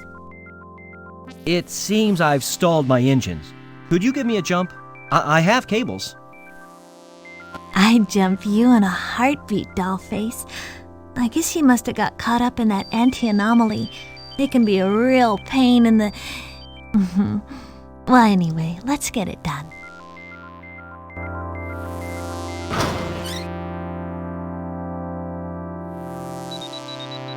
Well, here's your end of the cables. I'll let you know when I'm all hooked up.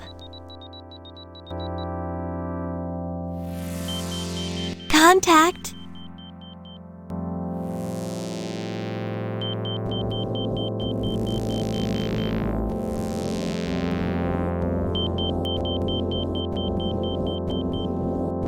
It's the recall notice for the owner. It reads, Dear Ham Shuttle Owner, it has come to our attention that there is a minor misprint in the owner's manual for the 1000 series of shuttles. Until a new manual can be acquired, please disregard page 73, paragraph 4 of that manual.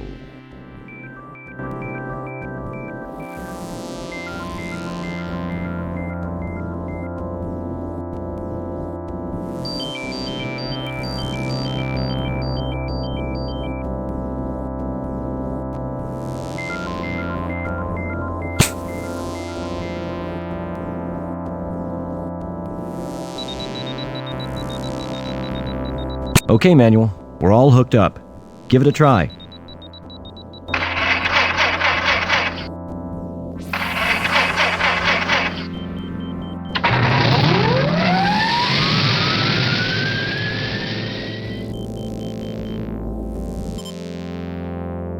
Bye-bye, Sugar Bunny. I gotta be running along. Hey, thanks for stopping to help me. See ya.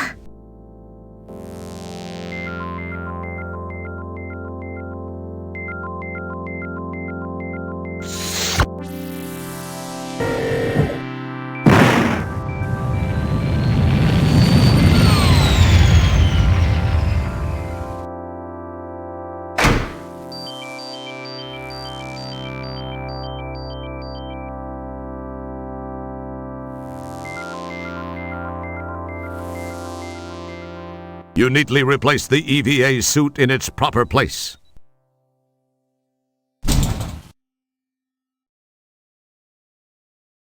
Then, the Galactican said, if I did have hover capabilities, I wouldn't need the cleft snorter. Excuse me, sir. How may I enhance your efforts?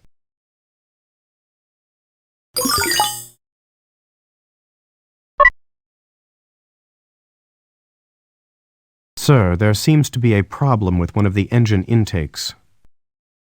Oh, great. What's next?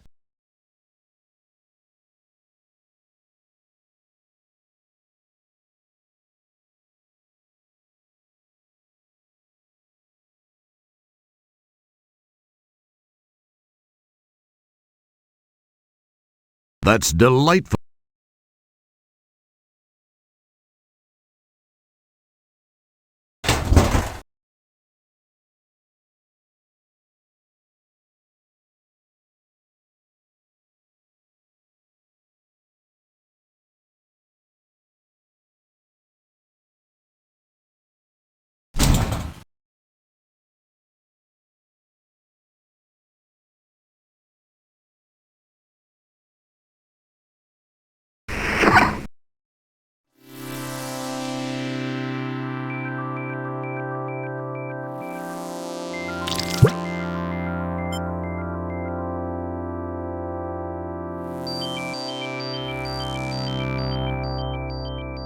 You neatly replace the EVA suit in its proper place.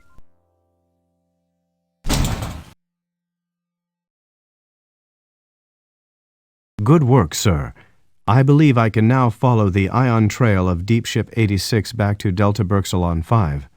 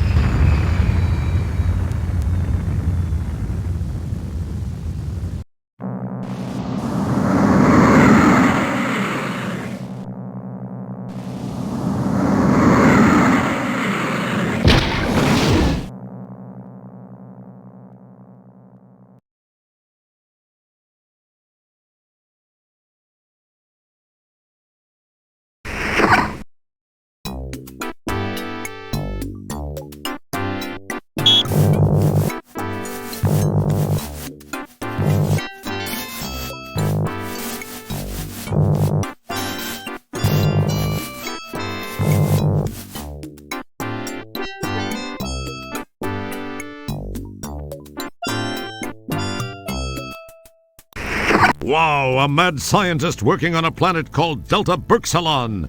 You wonder what he's doing here? Designing women, perhaps? Sorry?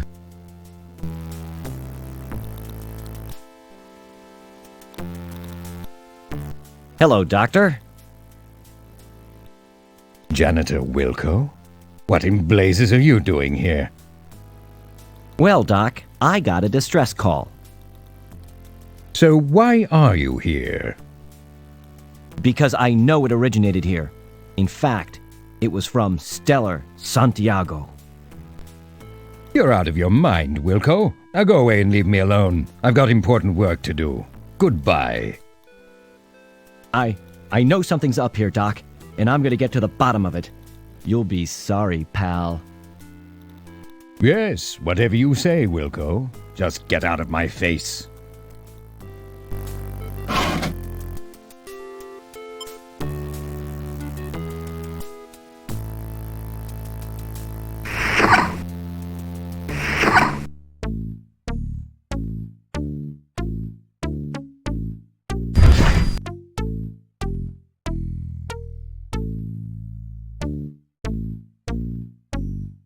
It appears to be a Callahan Muddy. Seems you remember someone talking about these recently. You take possession of the Callahan Muddy.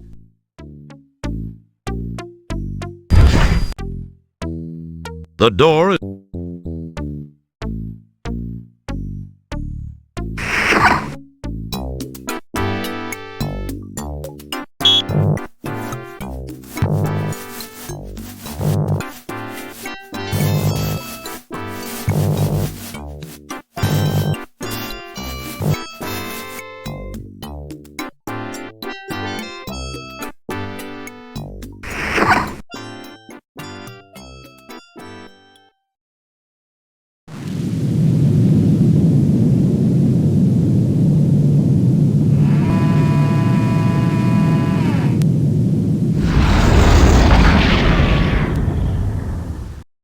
Sir, I believe I may be able to tap myself into the PTS and perform a limited set of functions. PTS? Yes, sir. PTS, the Photo Triangulation System. It was installed as a crude backup navigational device to the modern navigational computer system. It's what you see before you mount it in the middle view screen.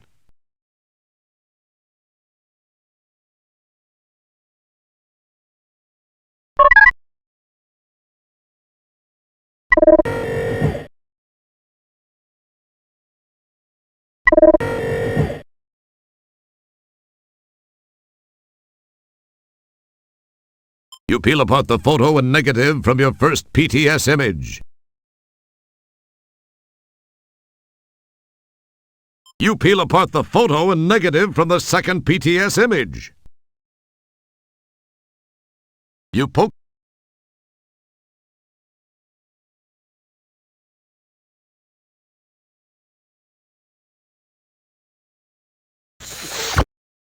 The PTS is online and working. We can now launch to polysorbate.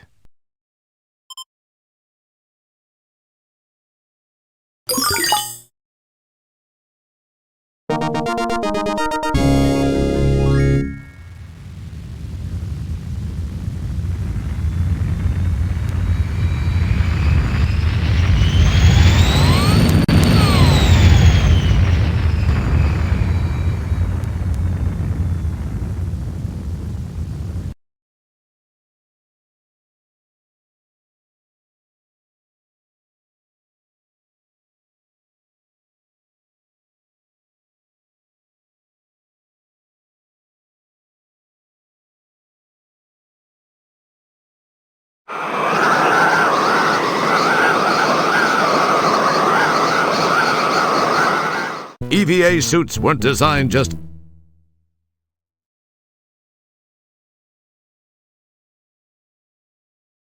Your whimper is my command, sir.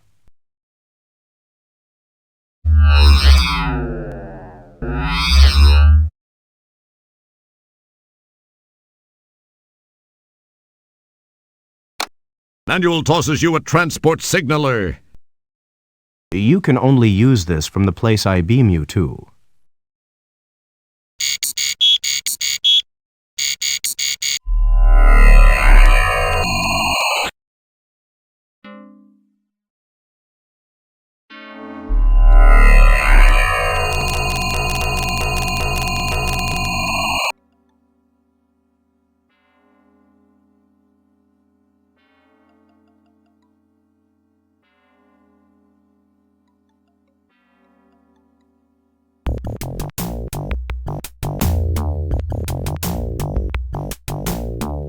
Hello there, Mr. Blatz. I think I have something you might be interested in. Think so, hey? Oh, I really think you'll find it interesting. Ooh! Why, I'd love to take that off your hands. Of course, you realize that it's illegal to sell those, but I could trade you for something. Look around and see what interests you. I could really use a cyberspace jack. Tell you what, I'll trade you for one of those fine specimens in the case. What do you say? No, I want the jack or it's no deal. Oh, now take it easy, Sonny. I think we can do business.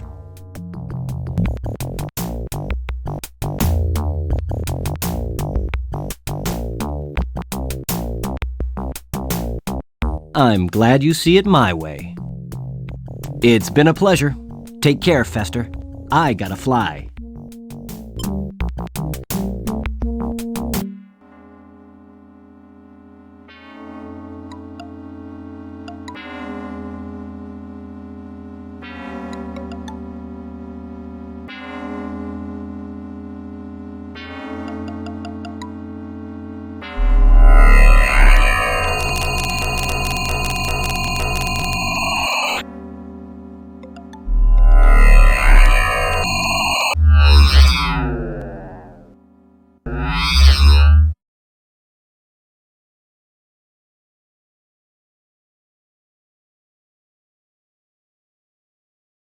What may I do for you, sir?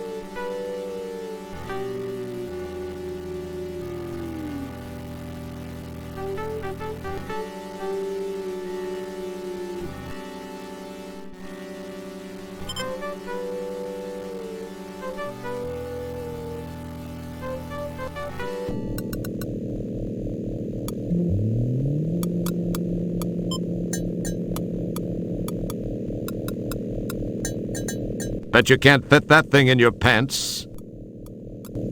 Guess I was wrong. It does fit. There must be plenty of spare room in there.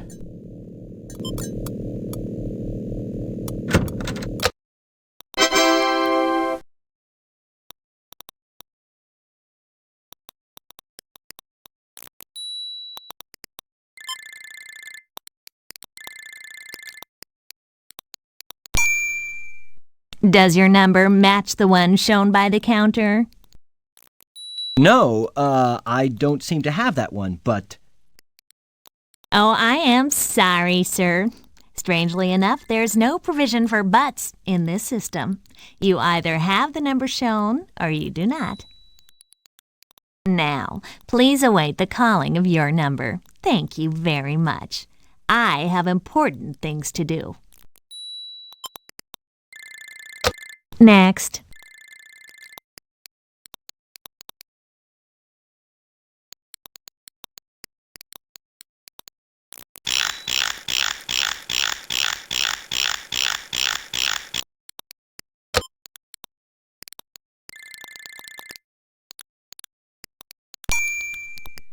Does your number match the one shown by the counter?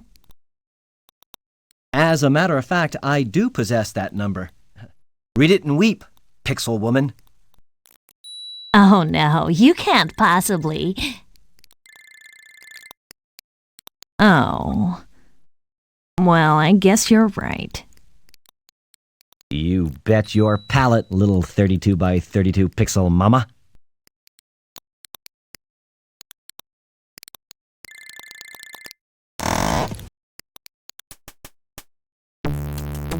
You give it a brief thought, but you...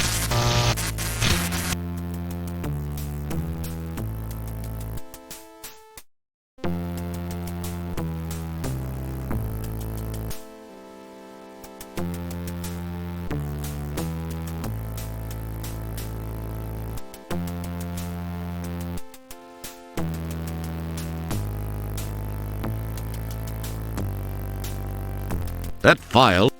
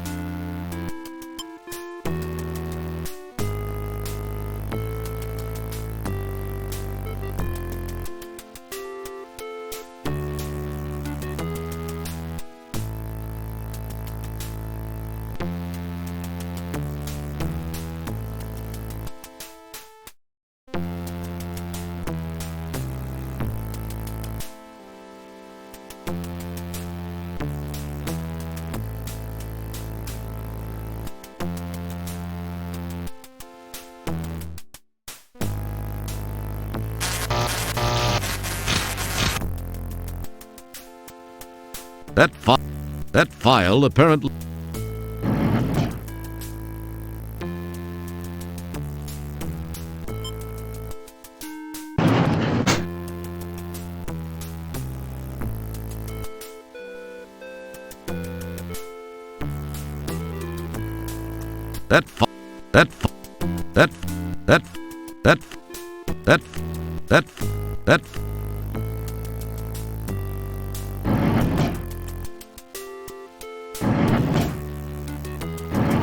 That file...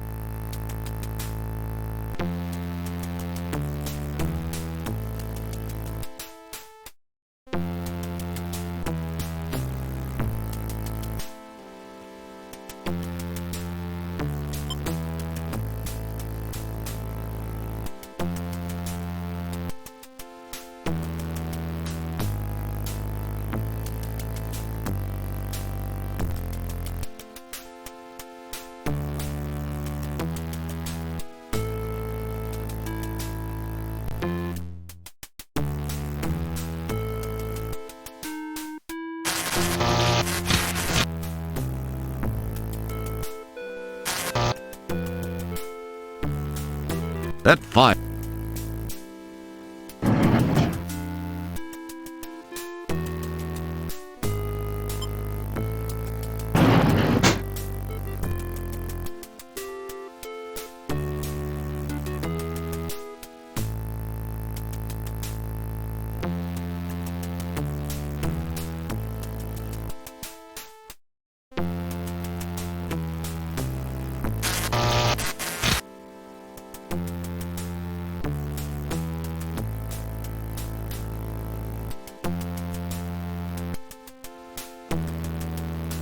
That file.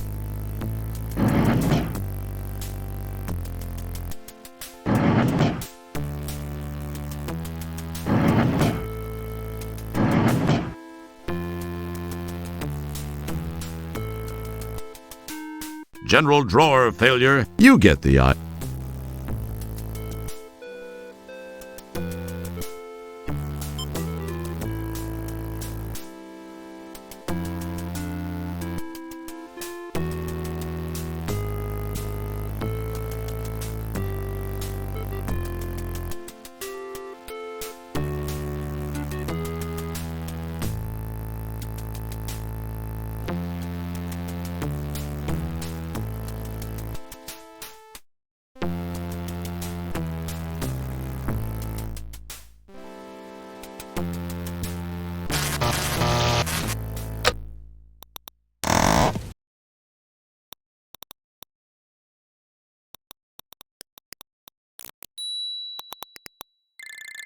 The cyber printer accepts your cyber file gratefully and begins to print. The question is, what exactly is the output of a cyber printer?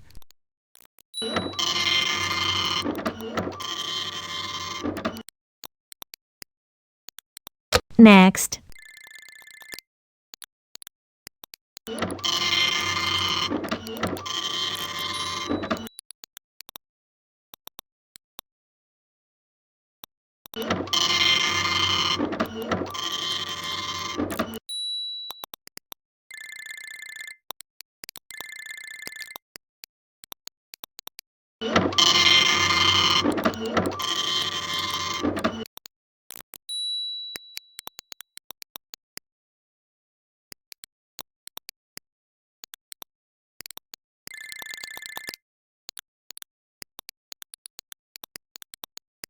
Well, what do you know? Maybe there is something to this superhero reputation thing after all. And after that episode with the egg beater, I thought you'd never impress me again.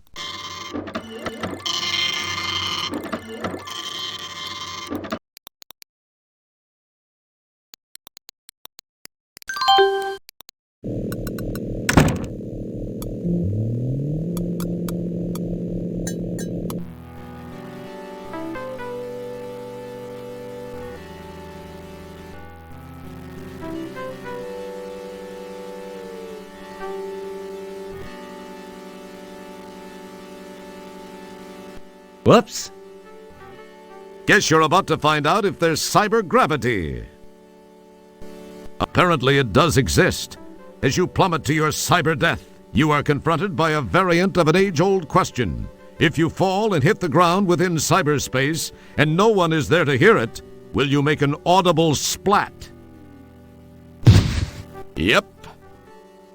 Smooth move, X-Lax. Guess this cyberspace thing can be pretty painful, and I'm not just talking about the rates.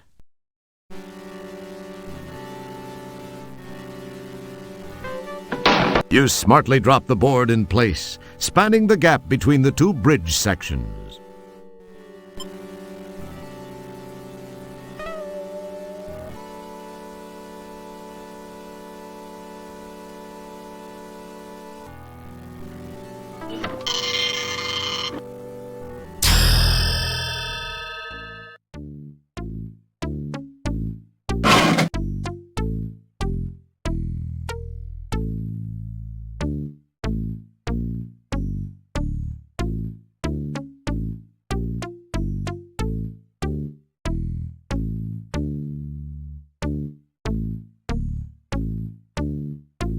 Well, Dr. Bellows, I think you've got some explaining to do. You're out of your mind, Wilco. So, what do you have to say for yourself now, Doctor? Confronted with the facts found in the files you located, he freaks and spills all. My... Eloquently stated. I didn't think this all the way through until I'd crossed my own personal ethical line. I was already... It had already gone too far. The experiments alone... I thought I could do just this one thing and still live with myself. Love can move a person to do some strange things, Wilco. She knew how I felt and used it to her advantage. I think I know what you mean about that love thing, but wait a minute. Slow down. Are you saying you have the hots for... I mean, you are actually romantically intrigued by Sharpay?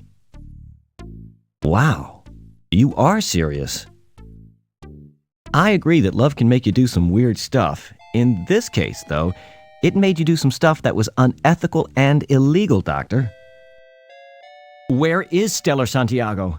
I know she was alive, that her death was faked. What have you done with her? Great Caesar's ghost. The woman, she's still alive, but I'm afraid not much time remains. She is? What do you mean, not much time remains? As you must realize by now, the Golden Light Years project was merely a front for the research I'd been conducting per Sharpay's wishes. She is intensely fearful of death. You probably didn't notice that she is getting up in age a bit. Yeah, who could have guessed that? In very simple terms, Janitor Wilco. That's janitor second class, pal. And don't you forget it. Excuse me, janitor second class. As I was saying, Sharpay feared dying, enough to take the lives of others to save her own. She knew I loved her. I remember the day I met her. It was at the funeral of... I believe it was her fourth husband, and I remember never having seen her look so radiant. I fell for her, hard, and she knew it. You should have seen her in black. I'll pass, thanks. Just tell me about Stellar. Okay. The bottom line is that I have developed a way to extend Sharpay's life by transferring her mental essence into the body of another. It was to be you until your friend Stellar Santiago got in the way. We thought no one would miss you. Go figure. What I have done is to employ nanotechnology to take over the designated host body, as is happening with your friend as we speak. Stellar's body is being taken over by Sharpay? Jeez, I don't understand. Is there anything we could do to stop it? I've never really thought of it that way. Well, think about it now. We have to save Stellar. You can't let her die. You can redeem yourself at least to some degree, Doc. As much as it pains me to admit it, you're right, Roger. You're right. Okay, I think I may have a plan. We can save her.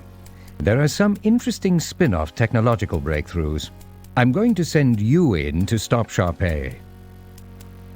Say what? No, I don't think... It's her only chance. If you seriously care for your friend, you'll do this. Oh, the only way, huh? The only way. Well, okay then. I hope you're sure about this. I'm positive. Here's how we shall go about it. You will move your shuttle into Lab B. Meanwhile, I will generate new software for your shuttle's navigational system, which will help you locate the nanites, the very small robotic devices I developed for the intrusion. One of them is Sharpay. If you can stop Sharpay, well, your friend's chances of survival improve immensely. Then, once I have located and extracted you, I shall work to repair whatever damage may have been done to Stellar during the attempted incursion.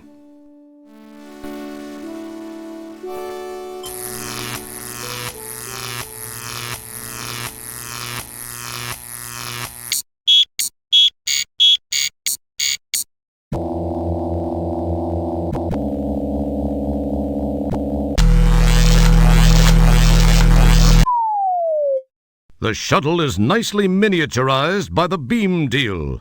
Hopefully, it is reversible. Perhaps you should have asked about that. There are some things you can't afford to have smaller.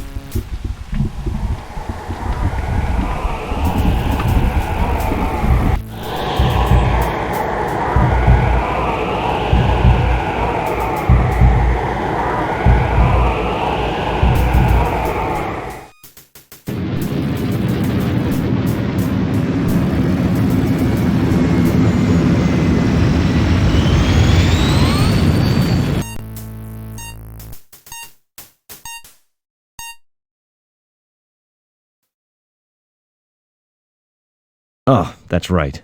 Manual is offline in here. He can't help me now. Perhaps I'd get farther if I kept the subroutine disk in its slot.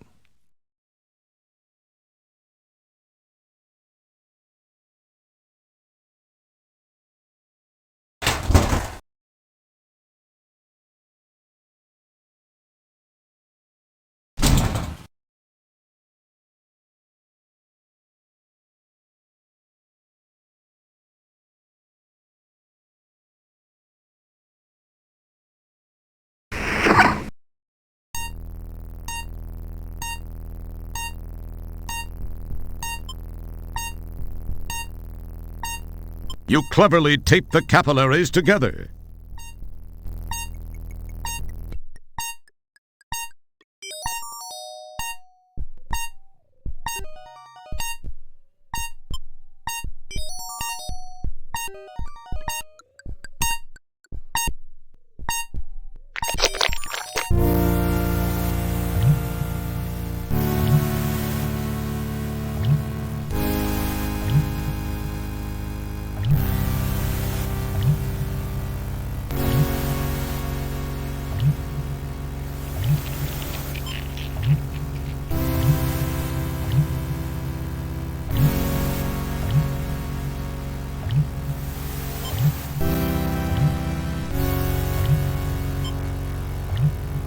You acquire a candy.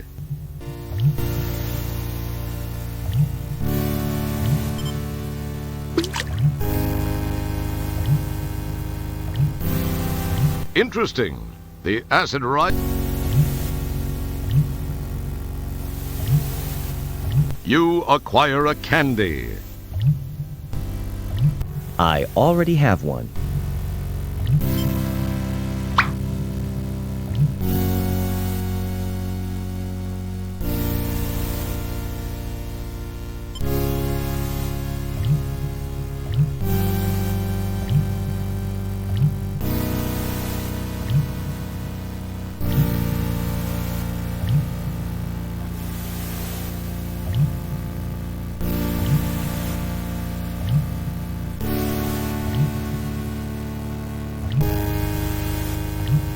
Nice shot.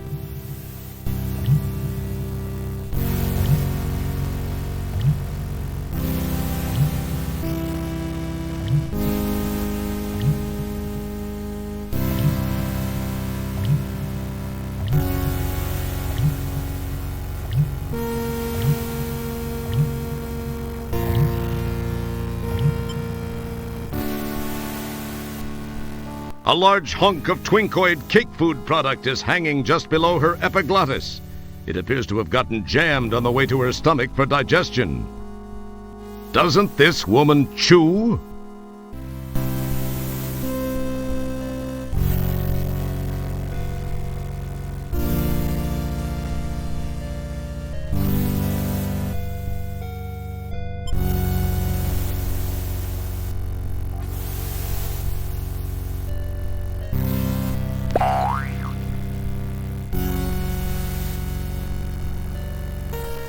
That would...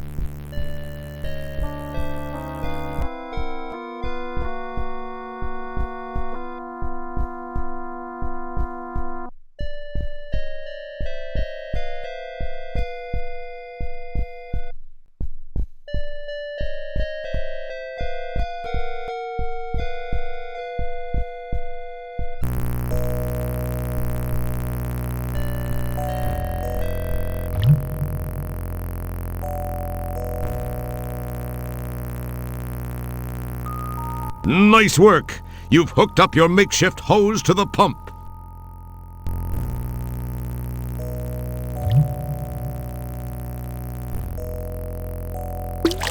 You chuck one of the taped capillaries over the muscular ledge. It drops into the pool.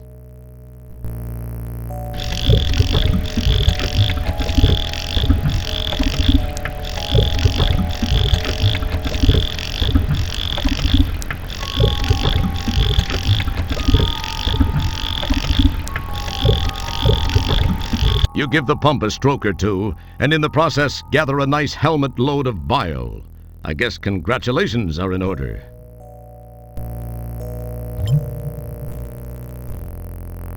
You've got plenty of that stuff, or did you want to take some home to Mom?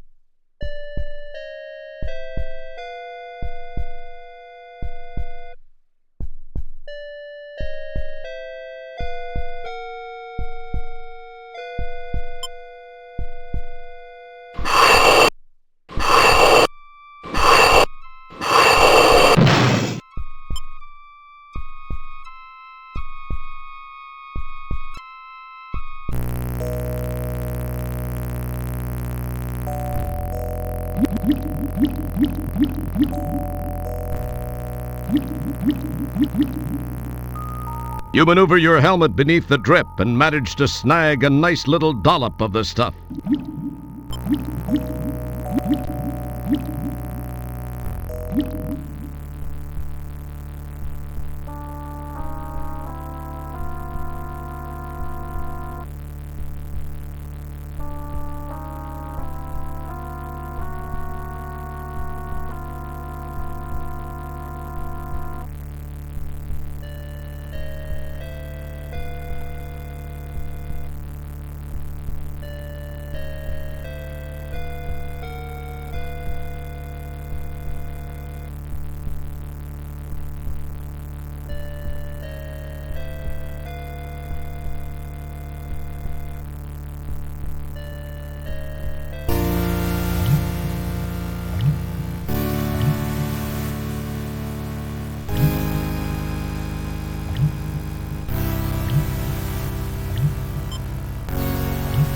You now own one of those tiny timed release pills.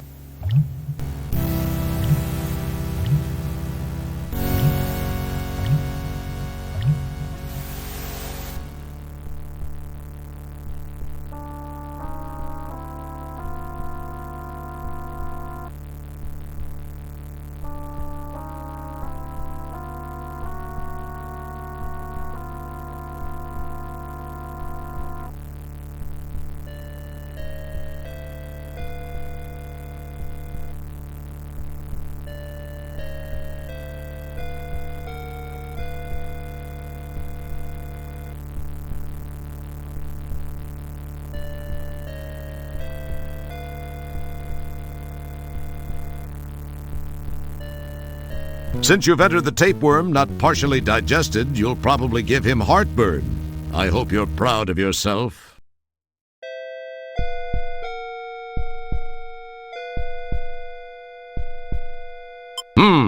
Impressive. The tapeworm suddenly becomes much more animated. Please remember to keep your arms and legs on the worm at all times.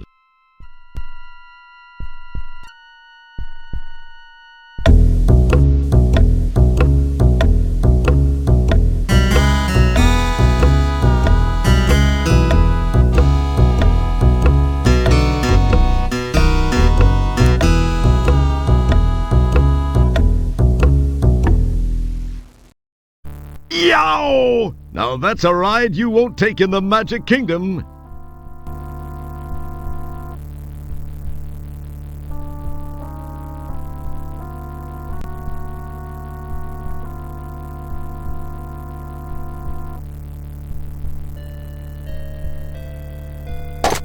You pull away a cracked piece of the filling.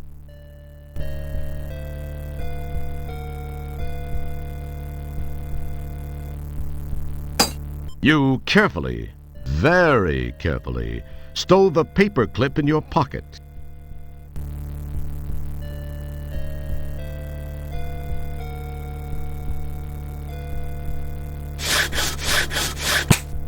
You snap off a shard of fingernail and gingerly introduce it into your pocket.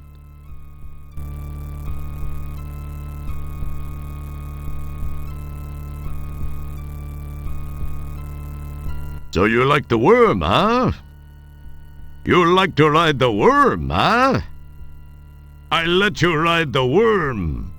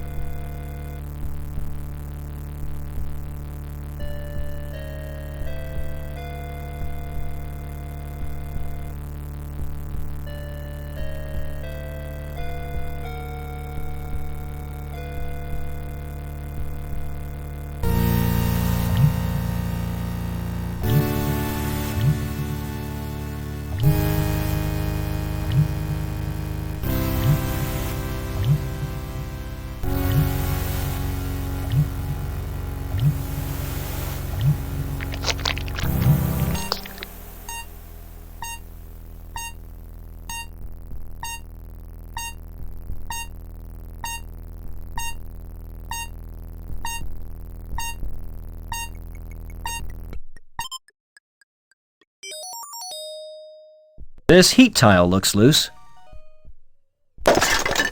Whoops. I have to stop doing that. This heat... Whoop.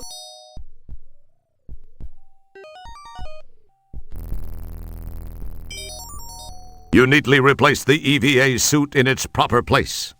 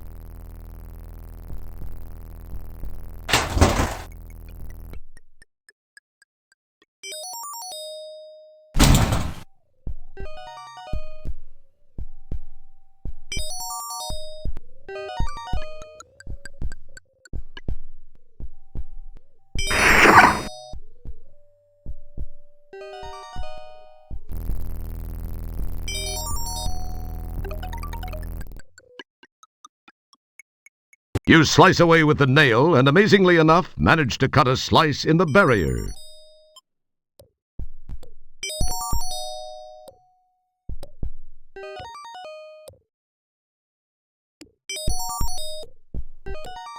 Yikes. How am I supposed to jump across this one?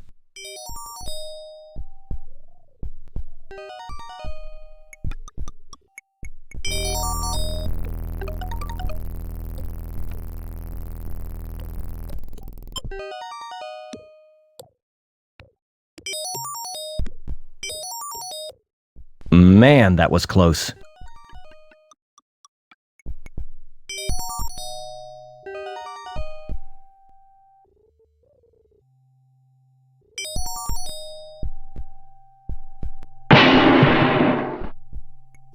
You chuck a gallstone at one of the robots, causing it to think the other one did it.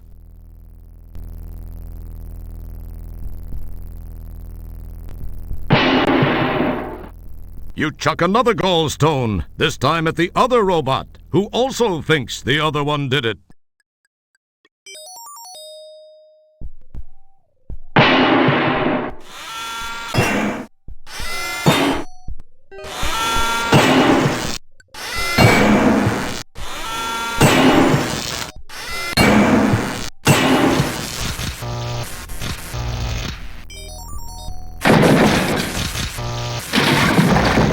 That was quite effective. That was very impressive, Roger. I'll bet that's not something you hear every decade.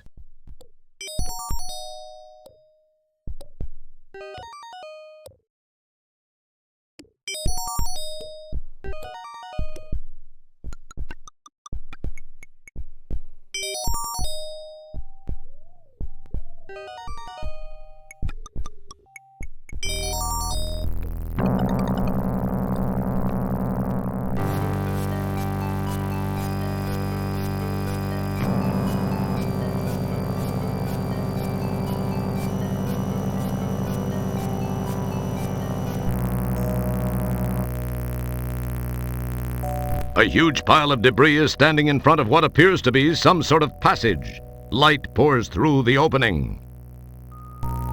Your effort to move it is futile. This would be a challenge for you even if you were full-size.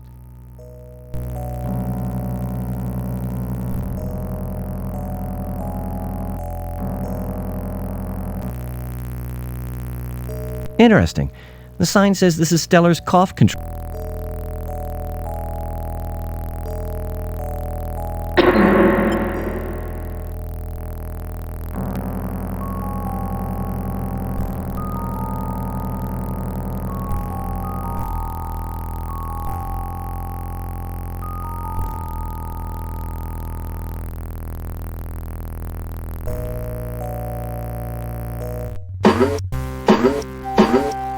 Ugh!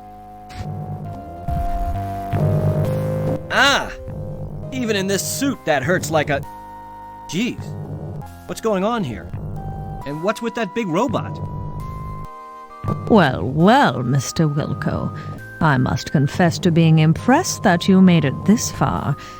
You are either a very lucky man, or the classic case of how looks can be deceiving.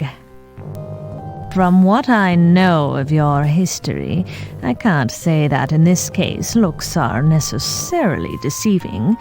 On the other hand, I don't think luck accounts for it all either. There's definitely something different about you, Mr. Wilco. It's a pity, though. I'm afraid this is where the odds catch up with you, Roger. I do hope you don't mind me referring to you as Roger. I feel we can both be on a first-name basis now, since we will soon be sharing such intimate moments. My rebirth and your death. Not necessarily in that order. I'll attend to you in a moment. I have a few more little details to finish before I transfer my consciousness into this body. Enjoy it, Roger. It'll be among the very last of your memories. Oh, and by the way, escape attempts will prove to be futile. You will be incinerated if necessary. Jeez, what a bit... I'm sorry. What was that you were saying? Me? I was saying, what a bite. Yeah, I had a little trouble with some parasites a while ago down in the digestive tract. That's all it was.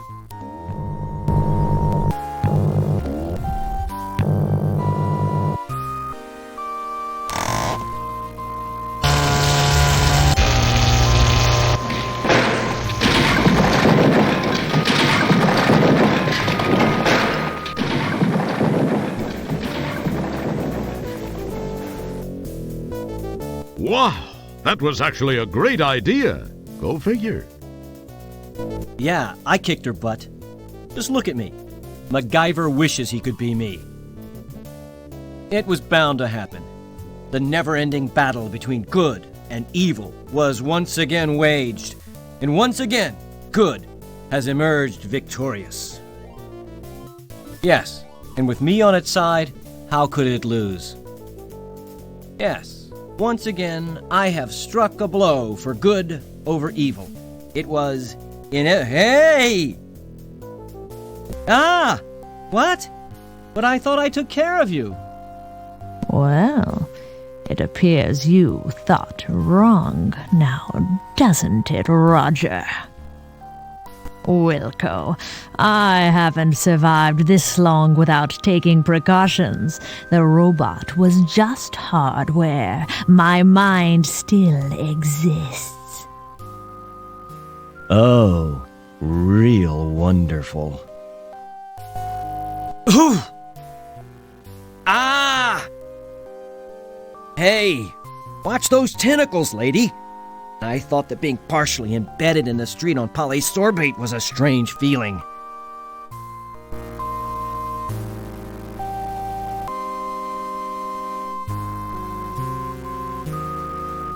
Fish, that's brain food.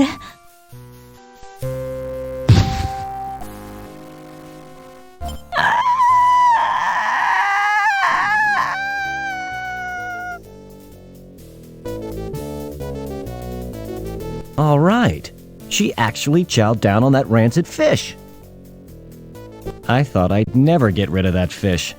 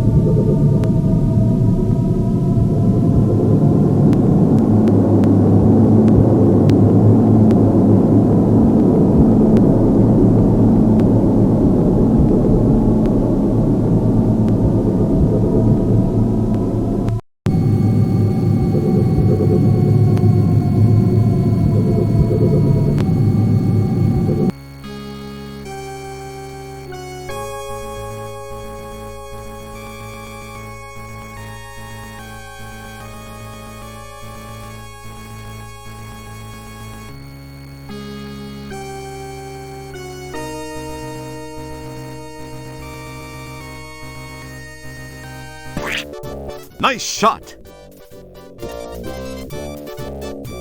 Oh, there you are, Wilco.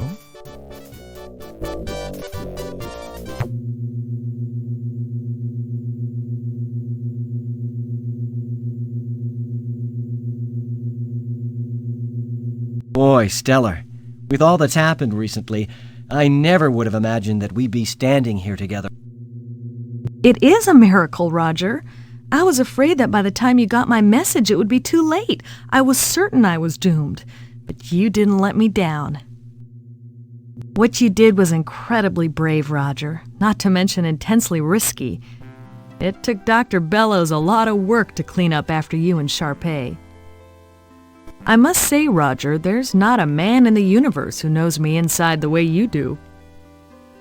It was a strange feeling, but I went in there all business. There wasn't a moment I wasn't thinking of your welfare. Oh, give me a break. Let me put my boots on. It's getting deep in here. Cheese it, pal, or I'll rip out your larynx and you won't be able to get a job doing bad voiceover work for Chinese action pictures. What did you say, Roger?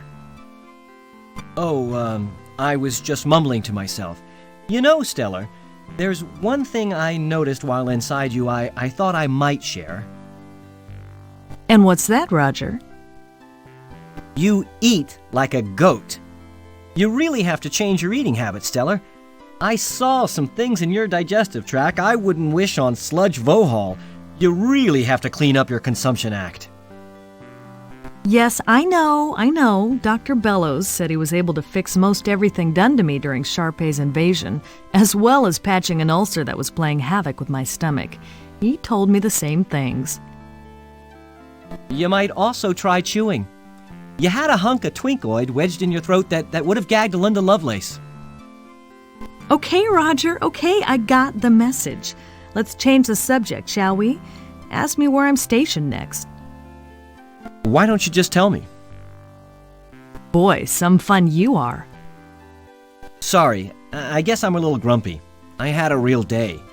I had to clean the captain's log entry container. Then somebody got a nice buzz in 8 rear and decided to take a wormhole ride in the Hollow Suite. They hit a few wrong buttons, and the next thing I know, I'm cleaning Virgon Nebula sets and hors d'oeuvres off every wall and ceiling. Apparently, they truly did make the room spin. Boy, they spackled everything. Had to use the putty knife to chip loose some of the chunks of... Roger, I'm sorry you had a rough day, but can we please change the subject? Oh, sorry. Anyway, I think you're gonna like your next assignment. Really? What is it? Where is it? Sorry, you're just gonna have to wait to find out.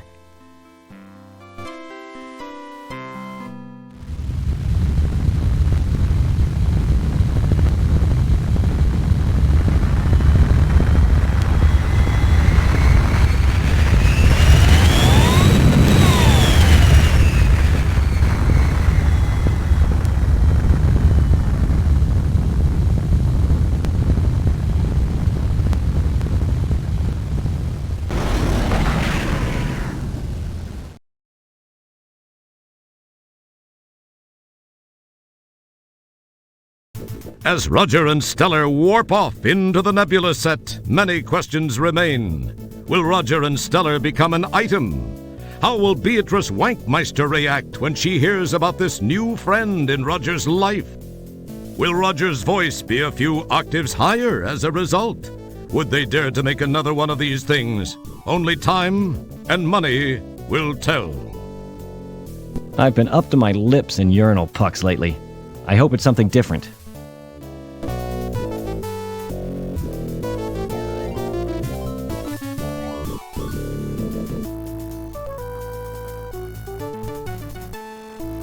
Who wrote this crap? Oh, yeah, Scott. Yeah, well, yeah, then good work.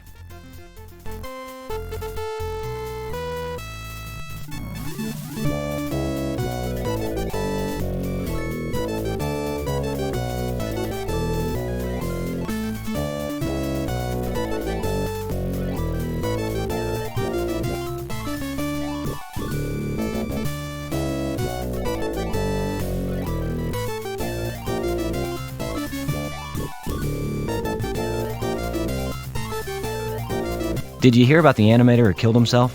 Yeah, he couldn't draw his own breath.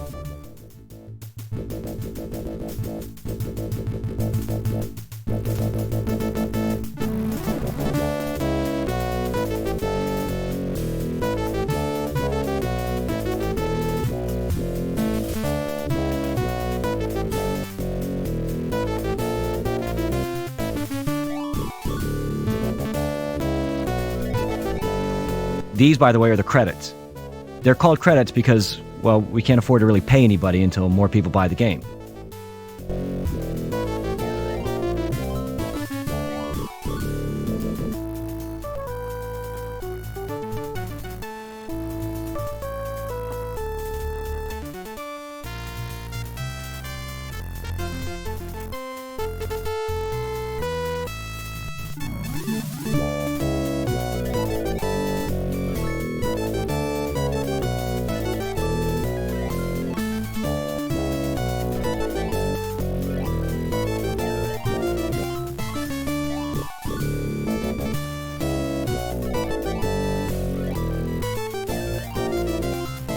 All these people worked on this dumb game?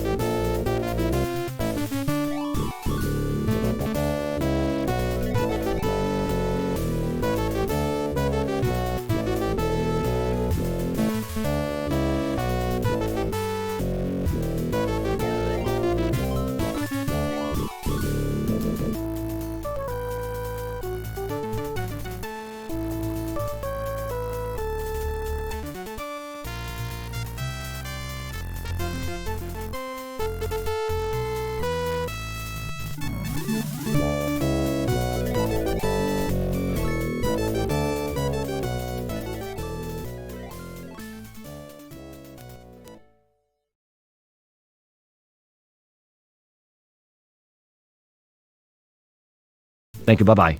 Bye-bye. Bye-bye. That's it, bye-bye. No more, bye-bye. That's it, all finished, bye-bye. Bye-bye. Bye-bye. Farewell. Bye-bye. Bye-bye. See you later. Bye-bye. Bye-bye.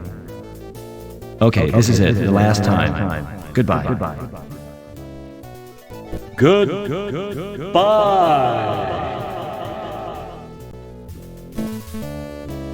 Thank you for playing Space Quest 6. This is Gary Owens, signing off.